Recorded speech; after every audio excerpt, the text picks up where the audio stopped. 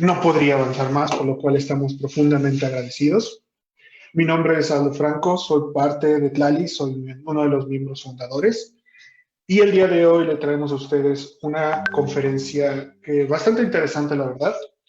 Esta va a ser impartida por el biólogo Joaquín, disculpen, eh, por el, por el biólogo Joaquín Villegas Ruiz, el cual es un egresado de la Escuela Nacional de Ciencias Biológicas del Instituto Politécnico Nacional. Él se ha desempeñado realizando proyectos y estudios de evaluación de impacto ambiental en múltiples sectores de desarrollo. Ha contribuido en proyectos sobre investigación y conservación de fauna silvestre, con especial énfasis en anfibios y reptiles, con instituciones académicas como la propia Universidad Nacional Autónoma de México y su alma mater, el POLI, así como en diversos organismos de la sociedad civil y dependencias gubernamentales. Actualmente es miembro de la Sociedad Herpetológica Mexicana y la Asociación para la Investigación y Conservación de Anfibios y Reptiles Mexicanos. Ha participado con diversos trabajos y talleres en congresos nacionales para estas dos asociaciones previamente mencionadas. Es coautor del libro Los anfibios y reptiles de Guanajuato y cuenta con 3 publicaciones en revistas arbitradas nacionales. Actualmente es fundador y director general del Grupo Cuatlán, que es una asociación enfocada a la investigación y conservación de vida silvestre, desarrollando proyectos en los sectores de consultoría, investigación, educación ambiental y aprovechamiento sustentable. Joaquín, un gusto que estés con nosotros. La verdad es una oportunidad increíble. Te agradecemos estar aquí y que nos puedas apoyar aportando este invaluable conocimiento tuyo. No sé si... Aldo, buenas noches. Pues aquí, mira, muchas gracias por la invitación de ustedes de PIMS Tlali. La verdad es un gusto, pues, poder compartir con ustedes esta pequeña charla que tenemos preparada. Gracias a todos los asistentes que ya nos están escuchando, nos están viendo ahorita en este momento. Bueno, pues ya hicieron el favor de presentarme un poco, pues, algunas de las cosas a las que yo me dedico. Entre varias de estas cosas que nosotros hacemos como Grupo Cuatlán, pues es también realizamos pues diferentes actividades de aprovechamiento, principalmente con anfibios y reptiles, que pues bueno, como ya mencionaba por ahí Aldo, es como el fuerte con el que principalmente trabajamos, es nuestro grupo más fuerte. Hacemos otras cosas con otros grupos de fauna, pero bueno, principalmente reptiles es a lo que nos dedicamos. Entonces, bueno, pues sin más preámbulos, pues vamos a empezar con la plática. Esta plática que yo les traigo está enfocada principalmente en lo que es el aprovechamiento sustentable, pero bueno, es importante que quede como claro a qué nos referimos con esto de aprovechamiento, qué es esto de aprovechar, en este caso, a la fauna y particularmente a los reptiles, ¿no? El aprovechamiento está definido como tal, pues como un acto y el resultado de aprovechar, pues, o de hacer el uso útil de algo, ¿no? En este caso, pues, de la fauna silvestre, de la cual, pues, los seres humanos obtenemos beneficios, principalmente bienes y servicios por su propia naturaleza, pues, provenientes, generalmente, el aprovechamiento está muy ligado a lo que es la cacería y a la producción intensiva o a la reproducción de los ejemplares para su uso, que son como los esquemas más comunes de aprovechamiento que nosotros conocemos. Sin embargo, pues la fauna por sí misma nos brinda diferentes servicios ambientales que resultan pues de alguna manera beneficiosos para el ser humano y pues es una manera también de aprovecharlo, ¿no? En sí, la fauna silvestre, pues son todos estos individuos que pertenecen pues al reino animal, sean vertebrados, invertebrados y de cualquier tipo de hábitat, ya sean estos acuáticos, terrestres, semiacuáticos, semiterrestres, etcétera, y que, bueno, tienen su distribución pues dentro del ambiente natural y que están sujetos a los procesos evolutivos dentro de su mismo hábitat o bien en cautiverio. Esto lo tomo aquí o lo señalo en esta parte porque más adelante vamos a retomar mucho esta parte de la fauna silvestre en contraposición con lo que es otros conceptos de fauna que si bien también se aprovechan, bueno, no caen como dentro de este rubro, por eso lo señalo en esta parte. Ahora, decíamos que el aprovechamiento en sí, pues son estos beneficios que le brindan a la humanidad. Y el ser humano, pues prácticamente desde que existe, desde los mismos orígenes, ha estado estrictamente vinculado y estrechamente relacionado a toda la fauna que lo rodea y por lo tanto ha hecho uso de la misma, ¿no? Entonces, tenemos como dos formas muy generales de ver estos beneficios. Uno es el tangible, un beneficio económico, ya cuando una vez se establece un sistema de moneda, pues bueno, existe este beneficio económico de la fauna por ser un recurso natural, pero lo que comentábamos de los servicios que la fauna también ofrece, pues también existe este valor o este beneficio intrínseco, es decir, los beneficios ecológicos y por qué no también mencionar un beneficio sociocultural, ya que muchos de estos ejemplares o especies de fauna pues han tenido una importancia y un impacto significativo en la propia cultura y el desarrollo cultural de muchas pues valga la redundancia, de las culturas antropogénicas que se han establecido a lo largo de todos estos años. Entonces son como los principales beneficios de los cuales nosotros sacamos uso de la fauna. Y bueno, pues la herpetofauna, ya hablando más puntualmente del grupo al que nosotros nos enfocamos, pues la herpetofauna desde sus orígenes también el ser humano ha tenido una relación muy estrecha con estos grupos. Algunas culturas muy antiguas como los egipcios, pues es como alguna de los vestigios que tenemos más sobresalientes del uso de la herpetofauna, del conocimiento que hay sobre la herpetofauna desde hace muchísimo tiempo. Algo muy interesante con los anfibios y los reptiles, más que nada con los reptiles, es que han sido grupos, o es un grupo biológico que desde sus orígenes también ha sido un grupo que causa mucho asombro. Es un grupo que suele generar mucha admiración por parte de las personas, pero también ha sido asociado desde muchísimo tiempo hacia lo maligno. Siempre o estamos como muy familiarizados a que cuando hablamos de serpientes, cuando hablamos de lagartijas, cuando hablamos de cocodrilos, o algunos otros grupos de reptiles, principalmente estos que les digo serpientes, es como el más común, normalmente están asociados a cuestiones malignas, a que son ejemplares o animales relacionados con lo oculto, con cosas peligrosas. Entonces, desde sus orígenes, pues la herpetofauna ha sido utilizada, sí, para beneficio del ser humano, pero también ha sido desgraciadamente vista como algo malo y esto también ha generado mucho impacto en la conservación de los mismos. Hay muchas culturas, les decía, los egipcios, pues bueno, son algunas de las más antiguas de las que se tiene vestigios sobre el uso y sobre el conocimiento de la herpetofauna como tal, con esta cosmovisión que tienen las culturas, pero no solo en Egipto, sino también en otras regiones como Asia, hay muchos vestigios sobre la percepción que tenían las culturas sobre estos grupos, muchos asociados a deidades. Y bueno, por supuesto, pues México no es la excepción. En México también hay muchísimos vestigios sobre la cosmovisión que había sobre los reptiles. De hecho, en estas mismas pláticas que nos tienen preparadas de estos compañeros del PIMS Tlali, hay una plática por ahí muy interesante que viene más adelante, me parece que el próximo fin de semana o el último fin de semana del mes, justamente sobre la cosmovisión que hay en México sobre la herpetofauna. Entonces, esa me parece un tema muy interesante también.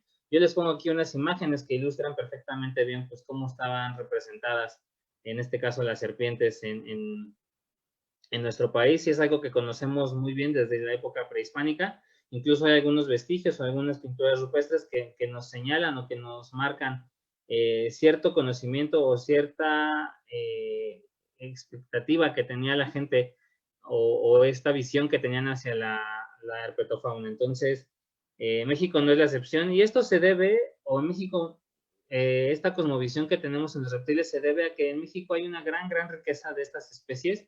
De hecho, a nivel mundial, México ocupa el primer lugar. Estamos ahí todo el tiempo peleándonos con Australia entre el primero y segundo lugar en cuanto a la riqueza mundial de reptiles. Tenemos una buena posición en cuanto al número de especies de reptiles. Y en cuanto a anfibios, pues tenemos el cuarto lugar, es decir, que en ambos grupos que componen a la herpetofauna como tal, pues estamos bien representados a nivel mundial. Y esta riqueza es justamente una de las propiedades o de los atributos que tiene nuestro país, que han derivado en que la gente o las personas y las culturas tengan mucho conocimiento de estos grupos y además no solo el conocimiento tradicional, sino también el uso que le dan a este grupo biológico que son los anfibios y los reptiles. Entonces, pues vaya, México, en todas partes del país, ustedes pueden estar en cualquier estado de la República y van a encontrar anfibios o reptiles. Entonces, eso hace que el uso de los mismos pues también sea mayor. Desgraciadamente, esto no solo es a nivel nación en México, sino a nivel mundial también. Hay muchas problemáticas al respecto de la herpetofauna. Es un grupo bastante susceptible, sobre todo a algunos procedimientos, algunos procesos, perdón, que están surgiendo hoy en día, como lo es el calentamiento global y algunas otras cuestiones ya globales que les afectan bastante fuerte al ser un grupo que se le puede llamar, digamos, como se le dice de manera común, que son un grupo de sangre fría, que no es que tengan la sangre fría como tal, sino más bien es una condición ectotérmica que tienen, es decir, que los anfibios y los reptiles no regulan su temperatura corporal de manera metabólica como lo hace un mamífero. Ellos dependen completamente de la temperatura ambiental, de la temperatura externa, y al estar tan sujetos a estas temperaturas, el calentamiento global y el incremento de temperaturas a nivel mundial hace que sea un problema para ellos en muchas de sus poblaciones y ha comprometido mucho la conservación de los mismos. Además de esto, pues bueno, hay muchas enfermedades emergentes, como en el caso de los anfibios, con algunos hongos que están atacando ciertas poblaciones de anfibios y prácticamente desaparecen poblaciones completas de algunas especies.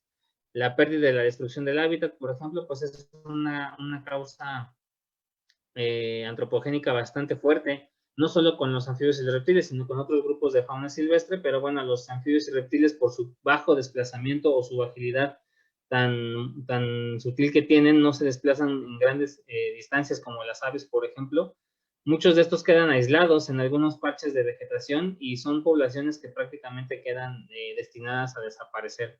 Además, por estos mismos mitos y estas creencias que platicábamos o de las que les comentaba, se da mucho la matanza indiscriminada hacia estos reptiles, sobre todo con muchas especies que tenemos la creencia o que se tiene la creencia en muchas partes, no solo de México, sino del mundo también, que muchos de ellos pueden ser peligrosos o venenosos, y es una de las principales razones por las cuales muchos de estos animales son asesinados de manera injustificada.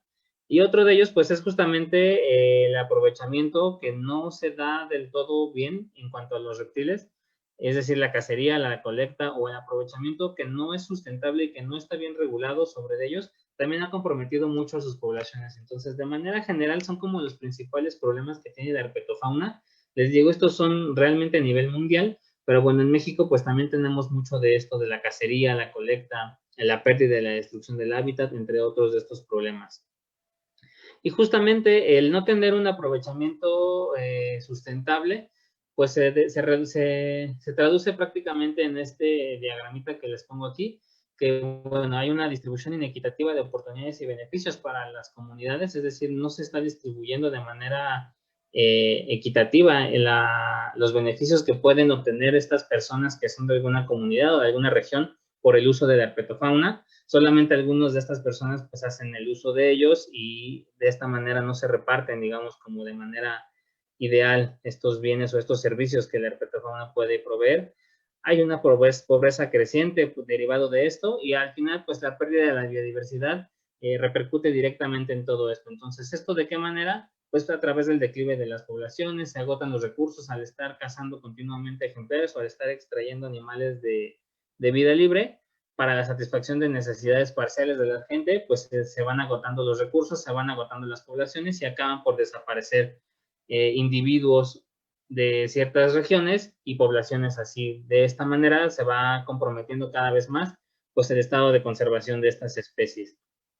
Esto principalmente pues por este aprovechamiento no sustentable se da principalmente por un mal manejo que normalmente es a través del juicio del valor que la gente le da a las especies, es decir, yo como persona de una comunidad veo que esta especie me puede servir, por ejemplo una iguana, como aquí lo pongo, me sirve la iguana porque me la puedo comer, pero sin saber más o sin indagar más sobre esta, si me sirve, no me sirve, cuántas hay, etcétera, pues caso a las iguanas que sean necesarias y ya satisfago mi necesidad de comer en ese momento, ¿no? Digámoslo así. Mucho de esto es a través de una mala evaluación, como la que les acabo de plantear en este ejemplo, digamos, que la gente en algunas regiones no se realiza una investigación, digamos, del estado de conservación de estas poblaciones y se siguen extrayendo ejemplares.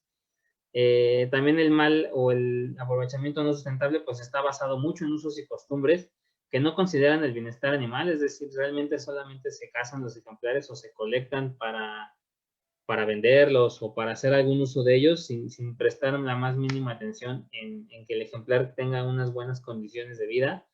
Y sobre todo, pues bueno, el aprovechamiento no sustentable ya de por sí es una actividad, pues digamos, ilícita, ¿no? Caemos en un juego de ilegalidad.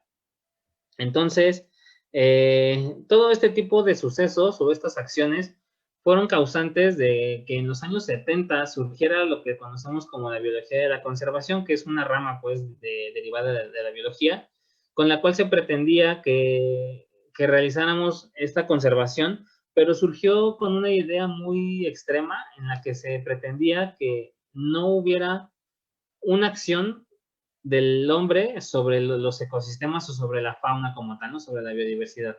Es decir, era una ideología prácticamente de no tocar y realmente la historia misma del aprovechamiento, como les decía en un inicio, pues la gente, las personas siempre han estado ligados, siempre hemos estado ligados a el uso de la fauna como tal, ¿no? Y sobre todo también de la herpetofauna. Entonces, ante esta evidencia de que la gente, pues realmente es muy difícil suprimir todos estos años de aprovechamiento que tiene la gente sobre los recursos naturales, pues ha surgido la necesidad de mantener estos recursos a largo plazo y de ahí surge pues justamente lo que conocemos como el aprovechamiento sustentable, que es una de las opciones para realizar conservación a través de seguir utilizando ejemplares, pero a través de un esquema que nos permite mantener este recurso, es decir, a estos ejemplares por un largo plazo, para que se puedan seguir manteniendo sus poblaciones y de aquí poderlos seguir utilizando sin agotar el recurso. Entonces, partiendo otra vez de este esquema, bueno, pues a través de una regulación directa, de una buena información, conociendo la biología de las especies, conociendo o haciendo investigación sobre el estado de conservación de las mismas poblaciones, a través del desarrollo de tecnologías incluso, de una buena legislación, de la producción de ejemplares a través del cautiverio, por ejemplo, y de financiamiento, entre otras cosas, pues logramos conciliar una idea de aprovechamiento sustentable que nos viene brindando pues un reparto de oportunidades y beneficios más justo a través de este desarrollo y pues así podemos lograr conservar la biodiversidad. El aprovechamiento sustentable se basa principalmente en estos tres ejes, que es la conservación del medio ambiente, la conservación o un beneficio social y por supuesto también un beneficio económico. Cuando logramos establecer digamos, un equilibrio entre estos tres ejes, pues estamos realizando actividades de sustentabilidad y ya estamos, como digamos, pues del otro lado en esta parte del diagrama, ¿no? Ya estamos realizando un aprovechamiento sustentable y contribuyendo a la conservación del ambiente y beneficiando comunidades. Entonces, esto es la idea general de cómo funciona el aprovechamiento sustentable. Y en México, pues el esquema que tenemos de aprovechamiento es a través de dos grandes ramas. Aquí es donde voy a retomar el concepto justamente de fauna silvestre, porque en la legislación mexicana, sobre todo en materia ambiental de aprovechamiento, estos dos conceptos de fauna, principalmente lo que es la fauna silvestre y la fauna que ha sido derivada de algún proceso de domesticación, se separan muy bien a través de los esquemas de gobierno que van a regular cada uno de los tipos de aprovechamiento. En el caso, por ejemplo, de la fauna silvestre, pues es la Secretaría de Medio Ambiente y Recursos Naturales, la Semarnat, quien está encargada de regular todo lo que va relacionado al aprovechamiento de la fauna silvestre, que es justamente donde encontramos a los reptiles, y bueno, Zagarpa en el caso pues de los otros grupos de fauna que han sido sujetos a algún proceso de domesticación, llámense ganado, llámense algunos peces, por ejemplo, para lo de pesca, bueno, borregos, etcétera. Entonces, en México, pues justamente es importante que nosotros tengamos como este concepto de lo que es la fauna silvestre para que sepamos sobre todo a qué dependencia pues, nos tenemos que acudir cuando tenemos alguna cuestión para realizar aprovechamiento.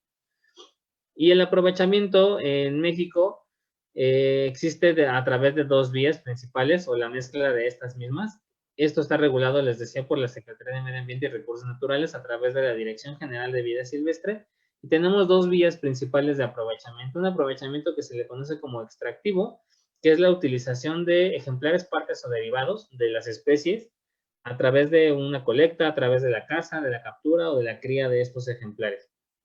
Es decir, cuando vamos a extraer ejemplares de medio natural o vamos a extraer partes o derivados de estos ejemplares, es decir, yo voy a cazar, por ejemplo, un venado y este venado se va a utilizar solamente la piel o solamente las astas, eso es la utilización de las partes o de los derivados de esta misma especie, por así, es como un ejemplo. Y tenemos otra vía de aprovechamiento que es el no extractivo, en donde esto va principalmente relacionado a actividades que son con la fauna dentro de su hábitat natural.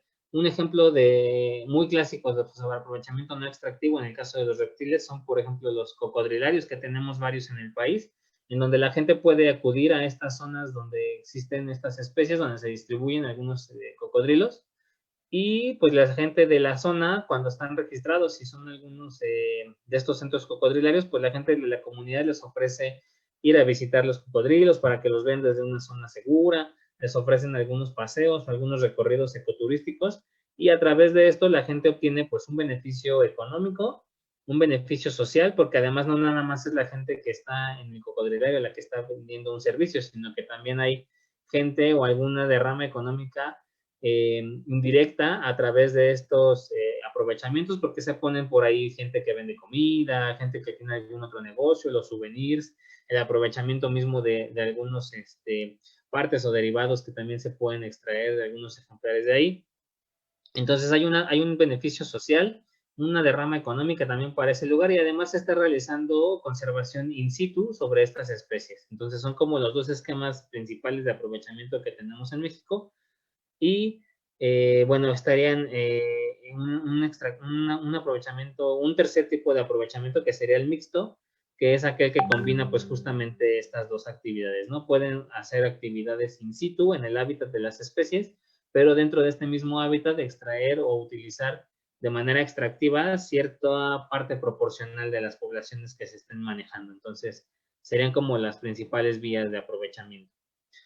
Y esto se hace, o este aprovechamiento se hace en nuestro país a través de dos vías, una que son las UMAS, que son unidades para el manejo y aprovechamiento sustentable de la vida silvestre, y otro que son los PIMS, que son predios o instalaciones para el manejo de la vida silvestre.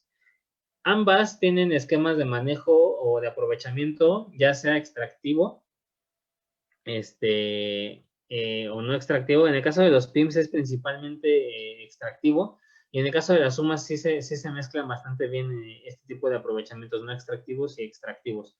Pueden ser en vida libre, pueden ser en cautiverio, que son conocidas como UMAS intensivas, y los PIMS son principalmente intensivos. Esto es porque muchos de estos manejan especies exóticas y al ser especies que no son o que no se distribuyen dentro del territorio nacional, no se pueden manejar en vida libre, pero los PIMS también pueden manejar especies que son en vida libre, aunque la real diferencia entre una y otra es que las UMAS son esquemas de manejo que mezclan el aprovechamiento y que están obligadas por ley a realizar actividades de conservación.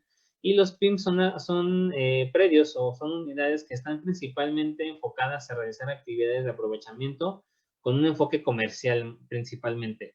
Tampoco es que no estén, que no puedan realizar actividades de conservación. De hecho, muchos PIMS también tienen muchos programas de conservación misma a través de pláticas de educación ambiental, por ejemplo.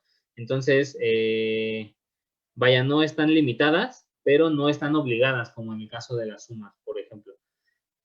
Y el manejo de vida silvestre, bueno, hemos repetido muchas veces esta palabra de manejo. ¿A qué nos referimos con el manejo de vida silvestre? Cuando hablamos de una UMA, cuando hablamos de un PIMS, pues es toda esta aplicación de métodos y técnicas que van a ser necesarias para la conservación y el aprovechamiento de la vida silvestre y de su hábitat, porque últimamente, o bueno, más recientemente, no basta nada más, o sea, se ha comprobado bastante bien que no basta nada más con el manejo de la especie como tal cuando se quiere hacer conservación de las poblaciones, sino que también se tiene que hacer un manejo del hábitat, y esto lo vamos a tocar también más adelante. Justamente, algo que hemos estado haciendo junto con otras asociaciones y algunos otros grupos, UMAS y PIMS, pues es ver las diferentes problemáticas que tiene el aprovechamiento sustentable de la herpetofauna en nuestro país, que son en general las que tienen en todo el mundo realmente, pero bueno, en el caso particular de nuestro país les voy a poner algunos ejemplos que son a lo que nos hemos enfrentado en algunas ocasiones, haciendo algunos de los proyectos a los que nos dedicamos. Pero estas son algunas de las principales problemáticas que tiene el aprovechamiento en nuestro país. Hay mucha cacería de sustento todavía en muchas regiones del país.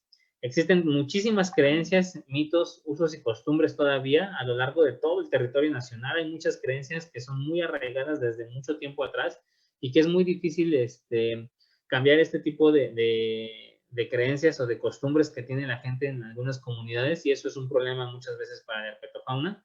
El tráfico es un problema a nivel global también, pero pues vaya, nuestro país, por ser un país que tiene mucha riqueza en anfibios y reptiles, se presta muchísimo para el tráfico de especies. Muchísimas especies de anfibios y reptiles se venden de manera ilegal para su aprovechamiento.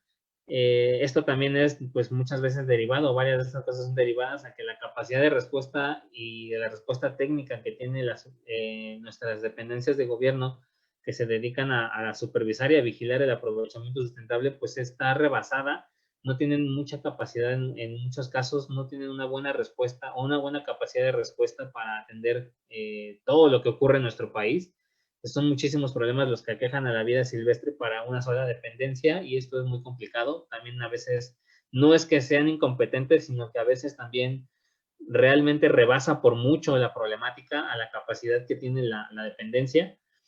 Lo que comentábamos, muchas veces no se hace el manejo del hábitat de las poblaciones, solamente se manejan las especies y hay una ausencia o una falta en el manejo del hábitat, y de nada nos va a servir hacer conservación de especies si el hábitat sigue siendo deteriorado.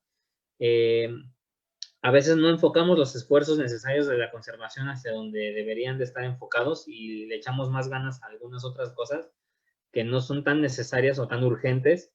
Hay muchas especies también en nuestro país que tienen un potencial uso y un potencial manejo, pero de alguna u otra forma no se están aprovechando. También hay un vacío en esta parte del aprovechamiento sustentable de muchas especies de reptiles.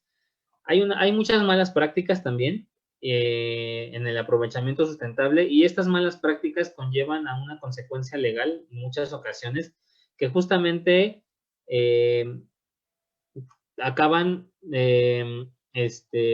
¿cómo lo diríamos? Acaban realmente causando problemas o llegando a esto que tenemos acá abajo, ¿no? Que es la ideología prohibitiva. Muchos de estos problemas o malas prácticas en el aprovechamiento sustentable derivan en que existan políticas prohibitivas y que la gente, o sea, haya ciertos grupos o ciertos movimientos que estén en contra del cautiverio, por ejemplo, o del aprovechamiento como tal, y esto pues deriva en que muchos de estos grupos pues quieran realizar movimientos o algunas propuestas que pueden terminar en prohibir el aprovechamiento mismo, ¿no? Entonces, son algunos de los principales problemas, y les decía, les voy a ir mostrando algunos de estos. Por ejemplo, la cacería de sustento, que es muy dada todavía en muchas partes del país, sobre todo en la región sur-sureste. Hay muchísimas especies de reptiles, sobre todo tortugas, serpientes, pues los cocodrilos también, realmente a todos los grupos de herpetofauna se utilizan para comer. Hay unos dichos por ahí en el sur que es que mientras se arrastre, corra o vuele a la cazuela, no recuerdo cómo va exactamente, pero menciona algo así. Y realmente sí, hay muchas partes en el sur en donde pues de repente las condiciones económicas no son tan buenas en algunas comunidades y dependen mucho todavía de la cacería de sustento, de la carne de monte. Ellos salen, algunas personas de las comunidades salen a algunos lugares a cazar pues iguanas, tortugas para consumirlas. Nosotros estuvimos un tiempo trabajando, por ejemplo, en Oaxaca, en una comunidad de corraleros, se llama, muy cerca de Pinotepa Nacional, que es una comunidad que sí cuenta con un alto grado de marginación, y la gente realmente vive de lo que caza todavía en el cerro, ¿no? En el manglar.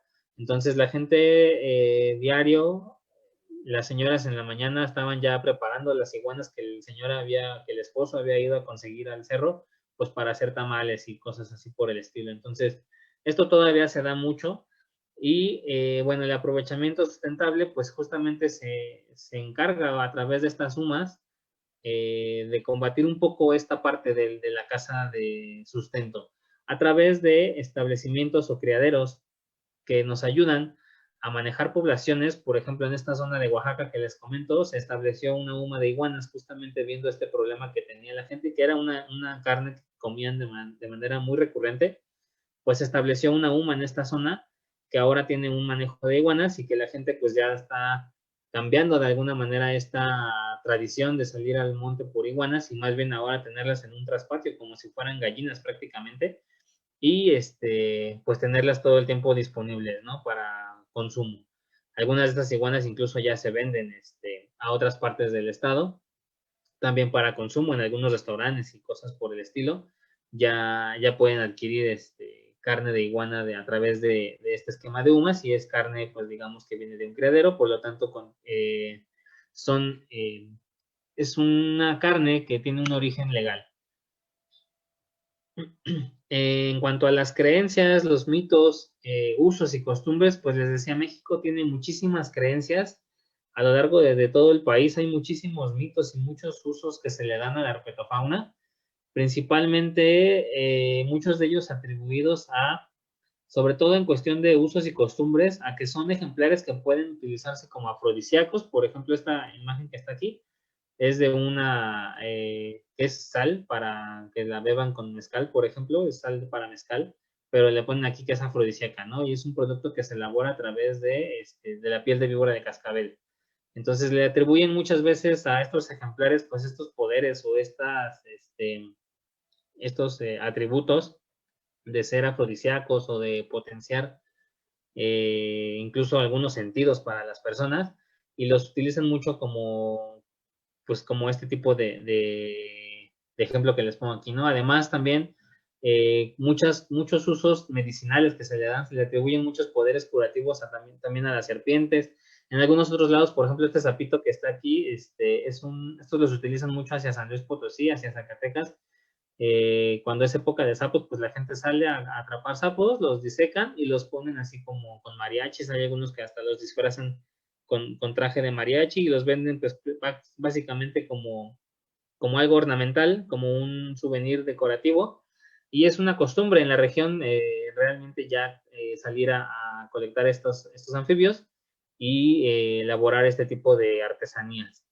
Además, pues muchos de los mitos, ¿no? Prácticamente en todo el país, cualquier serpiente que la gente se encuentra, para ellos es una serpiente venenosa y acaban muchas veces siendo asesinadas cuando se trata, sea el tipo de serpiente que sea, ¿no? Venenosa o no venenosa, pues muchas de ellas acaban siendo asesinadas. Y no solo con el caso de serpientes, sino con algunas especies de lagartijas a las cuales también se les atribuyen muchos mitos, sobre todo con especies que son de colores llamativos o que pueden llegar a tener algún carácter o un temperamento un poquito agresivo y que pueden ser así como lagartijas que abren la boca cuando se sienten amenazadas, pues ya la gente piensa que las va a morder y que es venenosa, entonces las matan. O algunas especies de lagartijas que tienen lengua bífida, como este caso de aquí, que es una varicia ciliaris.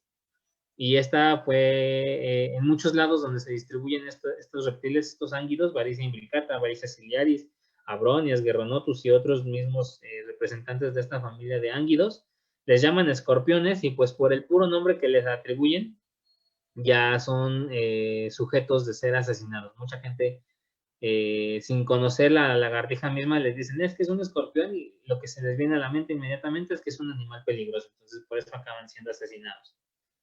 Les decía mucho esta imagen es de un video que está en YouTube.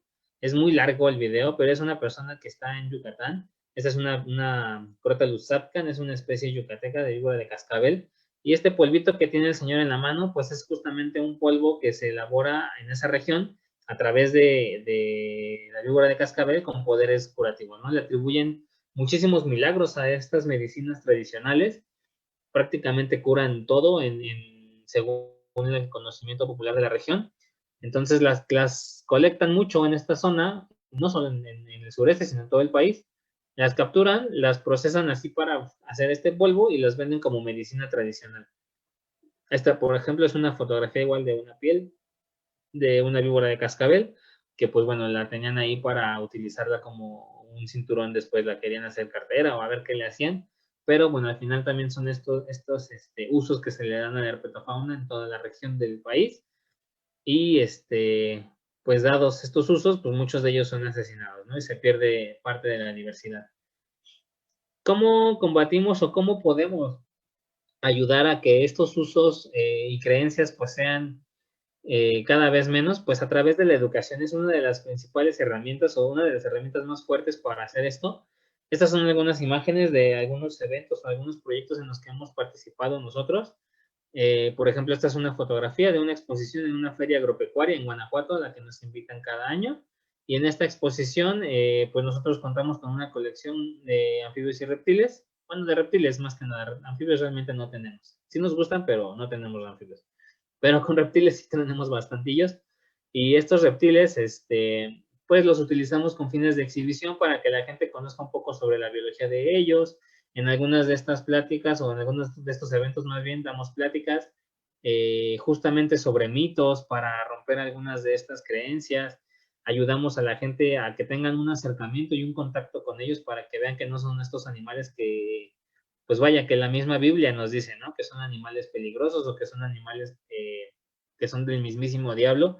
Muchas veces en estas pláticas, pues ayudamos a que la gente cambie un poco su creencia y la verdad es que es muy padre ver que la gente, ustedes ponen la palabra herpetario y mucha gente tiene miedo de entrar y de acercarse a ver las serpientes, pero tienen también a su vez mucha curiosidad y acaban entrando. Entonces, cuando salen al final del recorrido y pueden tocar una serpiente que es inofensiva, que se dan cuenta que dentro de estos encierros hay muchas especies de lagartijas que ellos consideraban que eran peligrosos o que eran venenosos, y les damos una plática y ven que realmente no son animales peligrosos y que al contrario, nos brindan ciertos beneficios y servicios, la gente cambia mucho su idea y salen con otra, pues vaya, con otra cara de felicidad completamente. Muchos rompen incluso algunas fobias al no querer tocar nunca una serpiente o al no querer ver una serpiente, acaban hasta tomándose de repente alguna foto con alguna de ellas que tenemos para este tipo de actividades, por ejemplo. Entonces, es muy padre la educación ambiental en comunidades.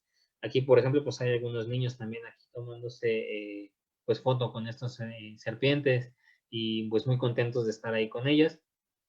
Esto fue justamente esta lagartijita que trae un compañero aquí en las manos, es una de estas varices, es un lagarto escorpión. Y esta era una comunidad en Querétaro en donde nos invitaron a hacer un monitoreo de fauna y dimos unas pláticas ahí en la comunidad. A veces estamos haciendo algunos proyectos de investigación o de consultoría y surge, ¿no? Pues como la idea de que en la escuela de fulanito de tal, estaría padre que dieran una plática y pues cuando tenemos oportunidad y tiempo sobre todo, pues vamos y damos pláticas con algunos animales y cosas por el estilo con la gente. Y en esta ocasión, bueno, en esta foto era una comunidad justamente en Querétaro, en donde tenían mucho miedo sobre estas lagartijas, porque es una zona donde se distribuye esta especie, varicia. Y este fue un ejemplar que habíamos encontrado como parte del monitoreo. Y bueno, pues lo utilizamos para dar la plática. Entonces la gente estaba súper asombrada de que vieron que aquí mordían al compañero y la lagartija pues realmente se dieron cuenta que no era venenosa, que era una lagartija inofensiva. Entonces, pues bueno, eso funciona a veces en algunas comunidades para romperse este tipo de creencias. Pero no solo con los niños o con las comunidades es el trabajo que se desarrolla. Por ejemplo, en algunas zonas también la educación ambiental siempre está muy enfocada a niños, pero muchas veces tú puedes cambiarle la idea al niño y generarle una idea de respeto hacia las serpientes o hacia los reptiles a los niños, pero mientras el papá y mientras el niño viva en una casa en donde los papás le tienen miedo a los reptiles, pues esta ideología no va a cambiar en el niño realmente, ¿no? Entonces, mucha de la educación ambiental también se ejerce o también hacemos educación ambiental con personas mayores de comunidades en algunas regiones. Esto, por ejemplo, pues fue en Guanajuato, en Sierra Gorda de Guanajuato, en una comunidad bastante aislada de Victoria, del municipio de Victoria. Y bueno, estábamos incluso dando un taller para formar monitores comunitarios. Algunas de estas personas que primero tenían miedo sobre los reptiles, pues acabaron siendo monitores comunitarios en esta área natural protegida de la Sierra Gorda de Guanajuato. Y pues ahora están hasta capacitados para manejar y para contener serpientes de manera segura. Y ellos están constantemente ahí levantando información sobre los anfibios y reptiles que encuentran en la sierra. Y pues bueno, también otra realidad en nuestro país es que pues todo el país está en constante crecimiento, en constantes obras de desarrollo de cualquier tipo, llámense carreteras, llámense presas, llámense parques solares, etcétera. Todo el tiempo hay proyectos de este tipo de desarrollo Y muchos de estas personas o muchos de estos proyectos requieren del trabajo de las personas de las comunidades. Entonces, en este tipo de proyectos también de impacto ambiental o de consultoría que llegamos a realizar, también realizamos actividades de educación ambiental en donde concientizamos a los trabajadores y a las personas, pues de que el hecho de que cuando encuentran ejemplares en estas zonas naturales, producto muchas veces de la obra, cuando se están realizando actividades de desmonte o de despalme, pues muchos ejemplares salen por ahí también lastimados, pero muchos de esto que se hace con esta parte de educación ambiental es capacitar a la gente o enseñarles que estos ejemplares pues tienen un valor como tal ecológico y se deben de conservar. Entonces hay personas en algunas obras, por ejemplo, este era de un tramo carretero, en donde seguido pues atravesaban las serpientes porque a los lados de la carretera eran cultivos, eran zonas un poco más naturales, ya más allá de los cultivos, de bosques de pino, y seguido salían serpientes. Entonces en la obra encontraban serpientes y bueno, aquí le estábamos dando una capacitación para la gente encargada de la brigada de seguridad de esta obra, para que pudieran ellos contener y sin necesidad de matar o de sacrificar a los ejemplares, atraparlos, llevarlos a algún lugar seguro para reubicarlos y liberarlos. Entonces, es algunas de las otras cosas que también hacemos en cuanto a educación ambiental. Otro de los problemas, y quizá uno de los más grandes con el herpetofauna, pues es el tráfico.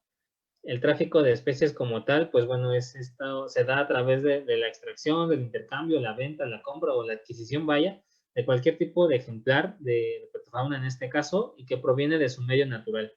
Esto puede ser ya sea para su consumo, para esto mismo de los usos y costumbres. Muchos se capturan con la finalidad de venderse para hacer estas medicinas que les platicábamos, como los sapos en el caso de algo ornamental, o por ejemplo, son unos aretes elaborados con los cascabeles de una serpiente de cascabel. Entonces a esta pues seguramente la habrán matado para extraer estos cascabeles. Y bueno, mucho también del tráfico se da a través del mascotismo, que es algo relativamente nuevo, pero que les digo relativamente porque también ya tiene muchos años en el país que se da la tendencia de reptiles en cautiverio como animales de compañía no convencionales, pero últimamente o en los últimos años esto ha tenido un creciente boom y hay muchísimas especies ya de anfibios y reptiles que se aprovechan con fines comerciales como mascotas en el país. Desgraciadamente, también muchas de estas son comercializadas de manera pues ilegal, ¿no? Aquí les pongo un ejemplo, esto es en redes sociales, donde están vendiendo esta lagartija que es un Lemanthrus serratus, es una lagartija para las cuales en el país no existen aprovechamientos de manera legal, por lo tanto pues es un ejemplar que proviene del tráfico y bueno, aquí lo estaban ofreciendo, ¿no? Para el día sábado. Esto es súper común en redes sociales, a nosotros en la página de Facebook nos llegan muy seguido mensajes y no solo en nuestra página, sino en muchísimos grupos que hay en Facebook sobre venta de fauna, sobre serpientes mexicanas o herpetofauna mexicana, etcétera. Es muy seguido que lleguen este tipo de imágenes, a manera de meme lo ponemos así, porque mucha gente pregunta sobre qué especie es, que si es peligrosa, o empiezan a indagar un poco sobre de ellas, y muchas veces es con este fin, ¿no?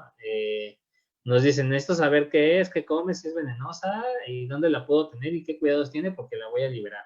Realmente mucha gente está haciendo mucha extracción de fauna, hay una defaunación impresionante en todo el país, y en redes sociales lo vemos muy seguido, se ve bastante claro. Aquí les pongo unos ejemplos justamente de redes sociales, nada más es de echarse un clavadito a algún grupo de estos que les digo, por ejemplo, es un grupo que se llama así, Reptiliano Ciudad de México, y justamente lo que les decía, ¿no? ¿Alguien me puede decir qué especie es y qué come? Esto es súper común. Aquí estas son lagartijas arborícolas, abronias, muy importantes en nuestro país por su estado de conservación. Tanto estas de acá verdes como las que están acá abajo también son abronias. Y bueno, pues son imágenes desgraciadamente muy tristes y muy frecuentes en redes sociales sobre el tráfico de estos ejemplares, ¿no?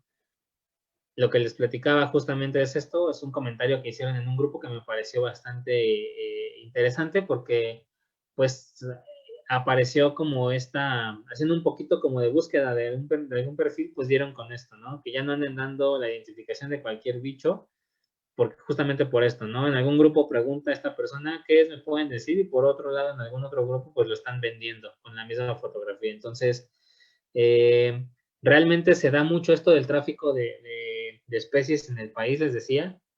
a un nivel incluso descarado en redes sociales, pero son parte de la gran problemática que tiene el aprovechamiento de la herpetofauna. Y esto, por ejemplo, es muy común en algunos mercados de la ciudad, en donde tienen contenedores pues repletos de especies diferentes. Incluso aquí, por ejemplo, vemos mezcladas serpientes y estos frinosomas o estas lagartijas cornudas, que son frecuentemente extraídas de su medio natural para venderlas como mascota, ¿no? Que comentábamos.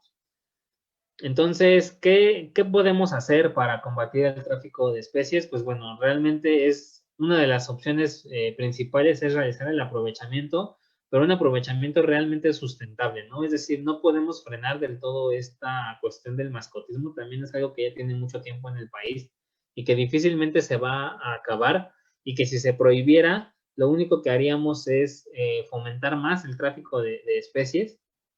Entonces, el aprovechamiento sustentable es una de las herramientas más fuertes para combatir el tráfico de especies, pero sobre todo la educación y la generación de conciencia. Muchas de estas personas que de repente llegan a traficar ejemplares, pues no tienen como esta conciencia del daño ambiental que están generando. Ya los que sí tienen conciencia y de todos modos lo hacen con todo, sin temor alguno, pues ya es una cuestión ahí, pues hasta psicológica, yo podría pensar. Pero el aprovechamiento sustentable, el comercio de especies derivadas de una producción legal, pues es una de las herramientas más fuertes para combatir el tráfico de especies. Desgraciadamente, lo que comentaba también hace rato, pues el país no siempre tiene la capacidad de respuesta técnica y no hay supervisión suficiente para regular el aprovechamiento legal de las especies, ¿no? Entonces, y les decía, muchas veces no es porque las autoridades, en este caso Profepa y Semarnat misma, no sean competentes. O sea, realmente hay mucho personal dentro de estas instancias de gobierno que está muy capacitada, pero realmente la problemática es muy, muy grande y rebasa por mucho la capacidad de respuesta que tienen estos organismos. Entonces, es importante que personas como nosotros, como asociaciones civiles, como PIMS, como UMAS, y personas particulares, mismas personas físicas mismas, pues tengan como esta conciencia y este nivel de educación general, pues para que puedan discernir en comprar especies que provienen de un mercado ilegal, ¿no? Por ejemplo, también es muy cierto que en muchas ocasiones también la capacidad técnica que tienen las autoridades no está enfocada en lo que deberían de enfocarse, ¿no? Aquí tenemos, por ejemplo, este comentario de la Guardia Nacional, en donde muy orgullosamente están posteando que rescataron algunos ejemplares, pero bueno, son no más de 10 ejemplares que decomisaron de un envío, pues aparentemente ilegal, porque no tenían como la documentación estos ejemplares. Pero bueno, todos ellos ejemplares exóticos, ¿no? Geckos leopardo, que son especies de Pakistán, cangrejos ermitaños, un escorpión emperador que es asiático, y camaleones, ¿no? Que no son especies de México. Cuando realmente, o cuando la realidad es que, por ejemplo, dentro de estos tres mercados que son como los más conocidos en nuestro país, pues no hay una supervisión netamente de estos, ¿no? De lo que se está comercializando dentro de ellos, que es el mercado de Morelos, el mercado de Michoacán y el mercado de Sonora. Y muchas veces, pues también en las redes sociales, la policía cibernética, pues tampoco tiene los ojos en donde deberían, o muchas veces también si en vivo es difícil regularlo, pues en redes sociales o a través de internet es aún muchísimo más complicado que puedan estar al tanto de todo. Entonces encontramos este tipo de imágenes, a ver si se reproduce. Vean, por ejemplo, ¿no? Estas cubetas llenas de estas lagartijas que les comentábamos, ¿no? De estas abronias. Entonces, son imágenes desgraciadamente muy, muy muy lamentables, en donde la gente, pues, que no tiene escrúpulo alguno, pues comercializa, ¿no? Depredan por completo a veces, pues aquí no sé ni cuántas lagartijas son, realmente son muchísimas. Cuando uno va a campo y trabaja con estas especies, cuando llegas a encontrar dos o tres ya te sientes realizado, y ves este tipo de imágenes en internet en donde tienen las cubetas llenas, aquí incluso llenas de agua y algunas ya hasta ahogadas de seguro, pues es muy lamentable ver este tipo de imágenes sobre el tráfico de especies. En México, pues justamente la cadena de tráfico funciona de esta manera, es una red muy organizada, de hecho el tráfico está considerado como un crimen organizado y está posicionado en tercer lugar a nivel mundial de las cadenas de tráfico, de las redes de tráfico, perdón. Entonces, bueno, ¿cómo funciona? Pues bueno, a través de la extracción de ejemplares, por medio de colectores o acopiadores, que son muchas veces personas de las comunidades que son pagados por personas que se dedican a a vender o a traficar estos organismos, van a las comunidades, buscan a la gente que sabe dónde están las especies y les dicen, te doy 50 pesos por cada lagartija que tú me agarres, y pues bueno, regresan los señores con sus cubetas llenas de lagartijas, ellos ganándose este dinero, pero muchas veces es por falta de conocimiento mismo, ¿no? Este abuso de la información que tienen las personas que se dedican al tráfico. Y esto, pues esto pasa a través a los transportistas, a los distribuidores, a comercializadoras, incluso pues a funcionarios mismos, porque no, sabemos que hay mucho también de corrupción dentro de esto. Y esto pues al final a los consumidores, ¿no? Que son revendedores, coleccionistas, etcétera, que se dedican a comprar estos ejemplares de manera ilegal. Uso mucho la especie de Abronia como ejemplo, porque nosotros estuvimos involucrados en algún trabajo que se llevó a cabo para reconocer el estado de conservación de las especies de Abronia en México, y estuvimos también trabajando mucho esta cuestión del tráfico de especies con Abronia para ver qué tan traficadas eran, y pues bueno, sí las trafican demasiado, ¿no? Entonces, hay muchísimas cosas que mejorar, entre ellas, por ejemplo, los sistemas de marcaje que no siempre son los adecuados para demostrar la legal procedencia de un ejemplar cuando proviene de una UMA, de un PIMS. Y esto, por ejemplo, ¿no? El abuso, pues, les decía, de la información, porque hay gente que vende ejemplares nada más por venderlos. Esta es una foto de una nota de unas iguanas que nos mandaron al perfil de Facebook, una persona que quería saber si había comprado unas iguanas legales y nos pedía ayuda para revisar su nota. Le pedimos que nos mandara una foto y pues nos manda este tipo de papeles, ¿no? En donde pues aquí le vendieron a esta persona una iguana bebé, quién sabe qué número de aprovechamiento le pusieron ahí, eso sí, su nota muy legal con el logotipo de Semarnat. Entonces, realmente hay cosas como estas en todo el país, ¿no? Que hay mucha falsificación de documentos de legal procedencia, los marcajes no son los adecuados para las especies a veces, entre otras cosas que se deben de ir mejorando. Esto, por ejemplo, es una de las notas. Nosotros tenemos una comercializadora de fauna silvestre también en Coatlán. Estamos registrados en Semarnat y, bueno, pues una diferencia, ¿no? Entre las notas, una nota como la que le mandaron a este cuate, y bueno, una nota que conlleva o que debe de llevar todos los datos para que sea una nota, digamos, de legal procedencia, pues bueno, lleva el número de permiso que tiene la comercializadora en este caso, los datos mismos de la comercializadora o de la persona responsable, nombre, RFC, etcétera, los datos de aprovechamiento del ejemplar, autorización, entre otras cosas, ciertos requisitos que te piden por ley que debe llevar la nota, y bueno, un sistema de marcaje, en este caso, pues fotográfico, ¿no? Ahora, otro de los problemas que hay, o que ya platicábamos, es esto de la ausencia o falta del manejo del hábitat. Vuelvo a tomar este tema de las abronias, justamente por lo que nosotros estuvimos trabajando con estas lagartijas. Estuvimos involucrados estuvimos más bien participando y colaborando en un proyecto de conservación de abronias para la elaboración de un documento que es el Programa de Acción para la Conservación de las Especies, en este caso de abronias. Y pues nos dimos cuenta en algunas partes, las lagartijas, estas abronias, son especies que se distribuyen en bosques templados principalmente, son arborícolas, viven en los árboles, y son de zonas más o menos templadas, pero de zonas muy boscosas, con este estilo de bosques. Esta foto es del bosque de donde estaban estas lagartijas, y nos dimos cuenta que realmente, pues, muchas veces puedes hacer el aprovechamiento o realizar el manejo, planes de manejo para las especies, pero si tú te enfrentas a que la especie necesita estas condiciones para sobrevivir en un ambiente natural y llegas a la zona donde se distribuyen y encuentras esto, un ambiente completamente deforestado, pues el hábitat no es el ideal, aunque tú hagas todo el manejo posible con la especie. Si el hábitat no cuenta con las condiciones necesarias para repoblar o para realizar esta conservación, pues de nada sirven esos esfuerzos de conservación. Entonces, el manejo del hábitat se vuelve algo muy importante. Y otro ejemplo es, por ejemplo, los ajolotes. Hay muchísimos PIMS y UMAS que se dedican a la reproducción de ajolotes y está súper bien, es bastante bueno la actividad que realizan todos estos PIMS, todos estos criaderos con el ajolote, con el Ambistoma mexicano, es bastante destacada, bueno, bastante importante esta labor que tienen de reproducción, pero pues es una especie que, por ejemplo, pues en la Ciudad de México, en el Valle de México, en el lago Xochimilco, pues mientras el ambiente no sea el ideal, esta especie pues no va a poder regresar a su ambiente natural, ¿no? Muchos de estos PIMS pues los venden como mascotas a los ajolotes, pero también hay muchos de ellos que tienen acciones de conservación Y es justo a lo que volvíamos, ¿no? A lo que les decía, que incluso hoy en día hay más ajolotes en peceras, en vida de cautiverio, que los de los que puede haber en vida libre.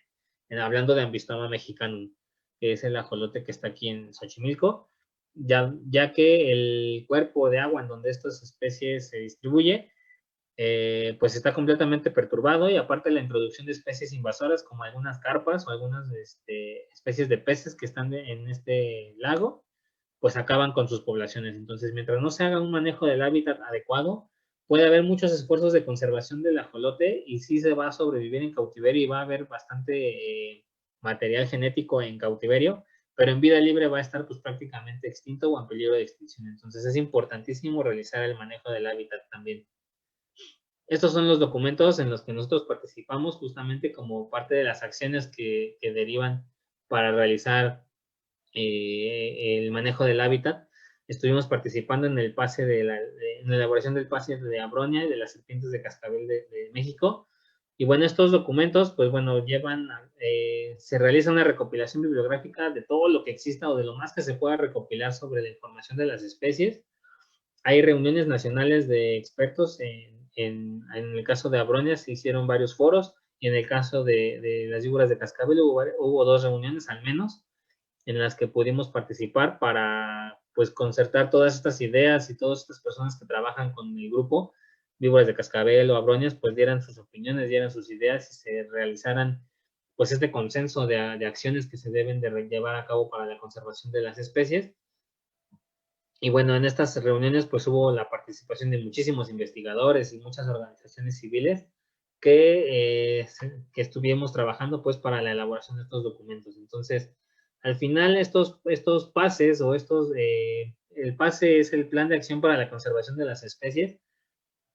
Y bueno, esto deriva en las líneas estratégicas para las cuales se va a realizar estas acciones para la conservación de las especies. Y se establecen ciertos plazos y ciertos indicadores de éxito para ver que estos programas pues estén funcionando bien.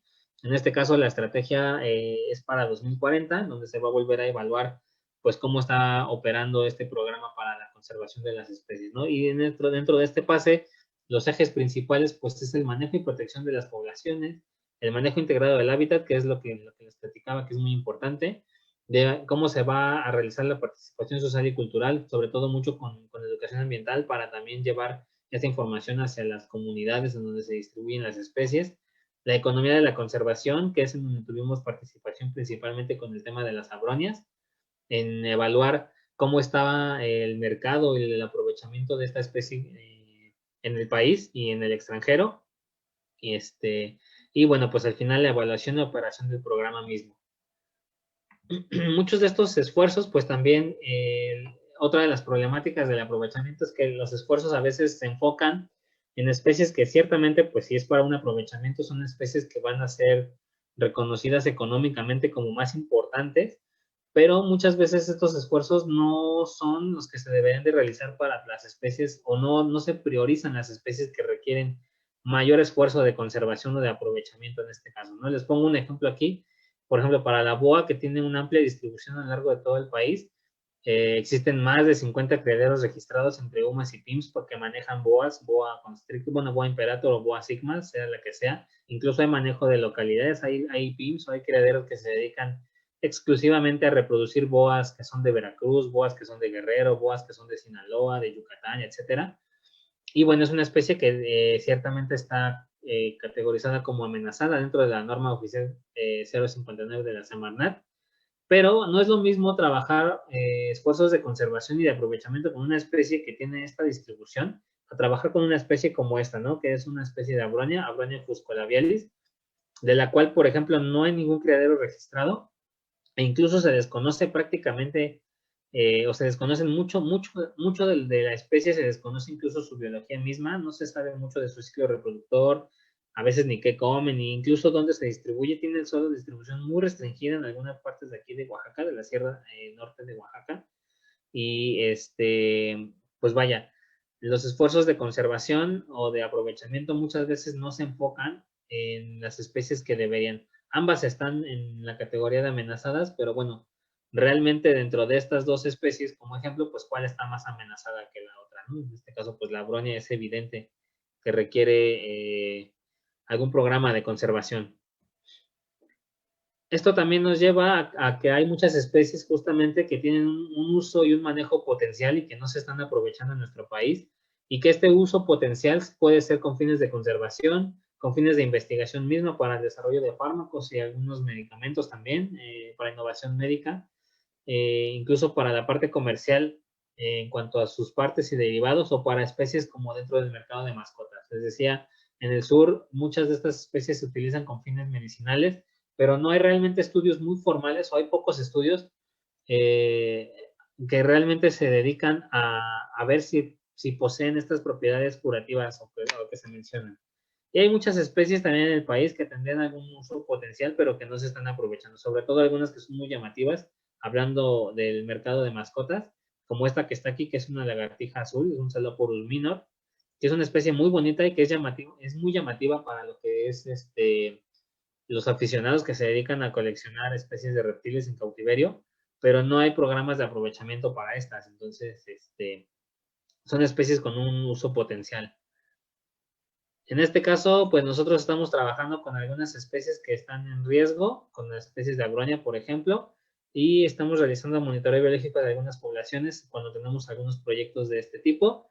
Y bueno, realizamos alianzas estratégicas para el mantenimiento y para la reproducción en cautiverio de las mismas. Estamos todavía en esta parte incursionando realmente, estamos haciendo alianzas con algunos PIMS o con algunas sumas, pues justamente para trabajar el mantenimiento y la reproducción de especies que están en riesgo. Las malas prácticas y su consecuencia legal es otro de los problemas que tiene el aprovechamiento.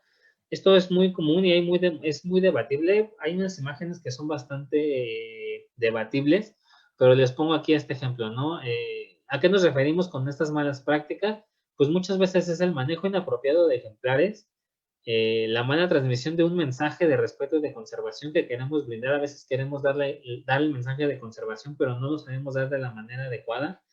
El desconocimiento de la biología de las especies. Puede haber daños y consecuencias a terceros también por una mala práctica, o el daño y el maltrato mismo de los ejemplares, ¿no? Les pongo estos dos ejemplos aquí, en donde aquí una persona en Facebook, pues justamente estaba presumiendo una boa con la vecina, y pues la boa reaccionó de manera violenta y mordió a la señora, ¿no? Entonces, es una mala práctica porque muchas veces vemos en exposiciones o en eventos ambientales gente que anda paseando con serpientes como si nada, cuando realmente no sabemos si estas serpientes, por un lado, pueden reaccionar violentamente en cualquier momento y pueden dañar a alguien, y por otro lado también a veces estas especies o estas serpientes son sometidas a un nivel de estrés pues bastante elevado. Entonces esto del manejo debe de hacerse de una manera adecuada, respetando pues la integridad del ejemplar y por supuesto la salud de las personas que están en este caso manejándola, y sobre todo de los terceros.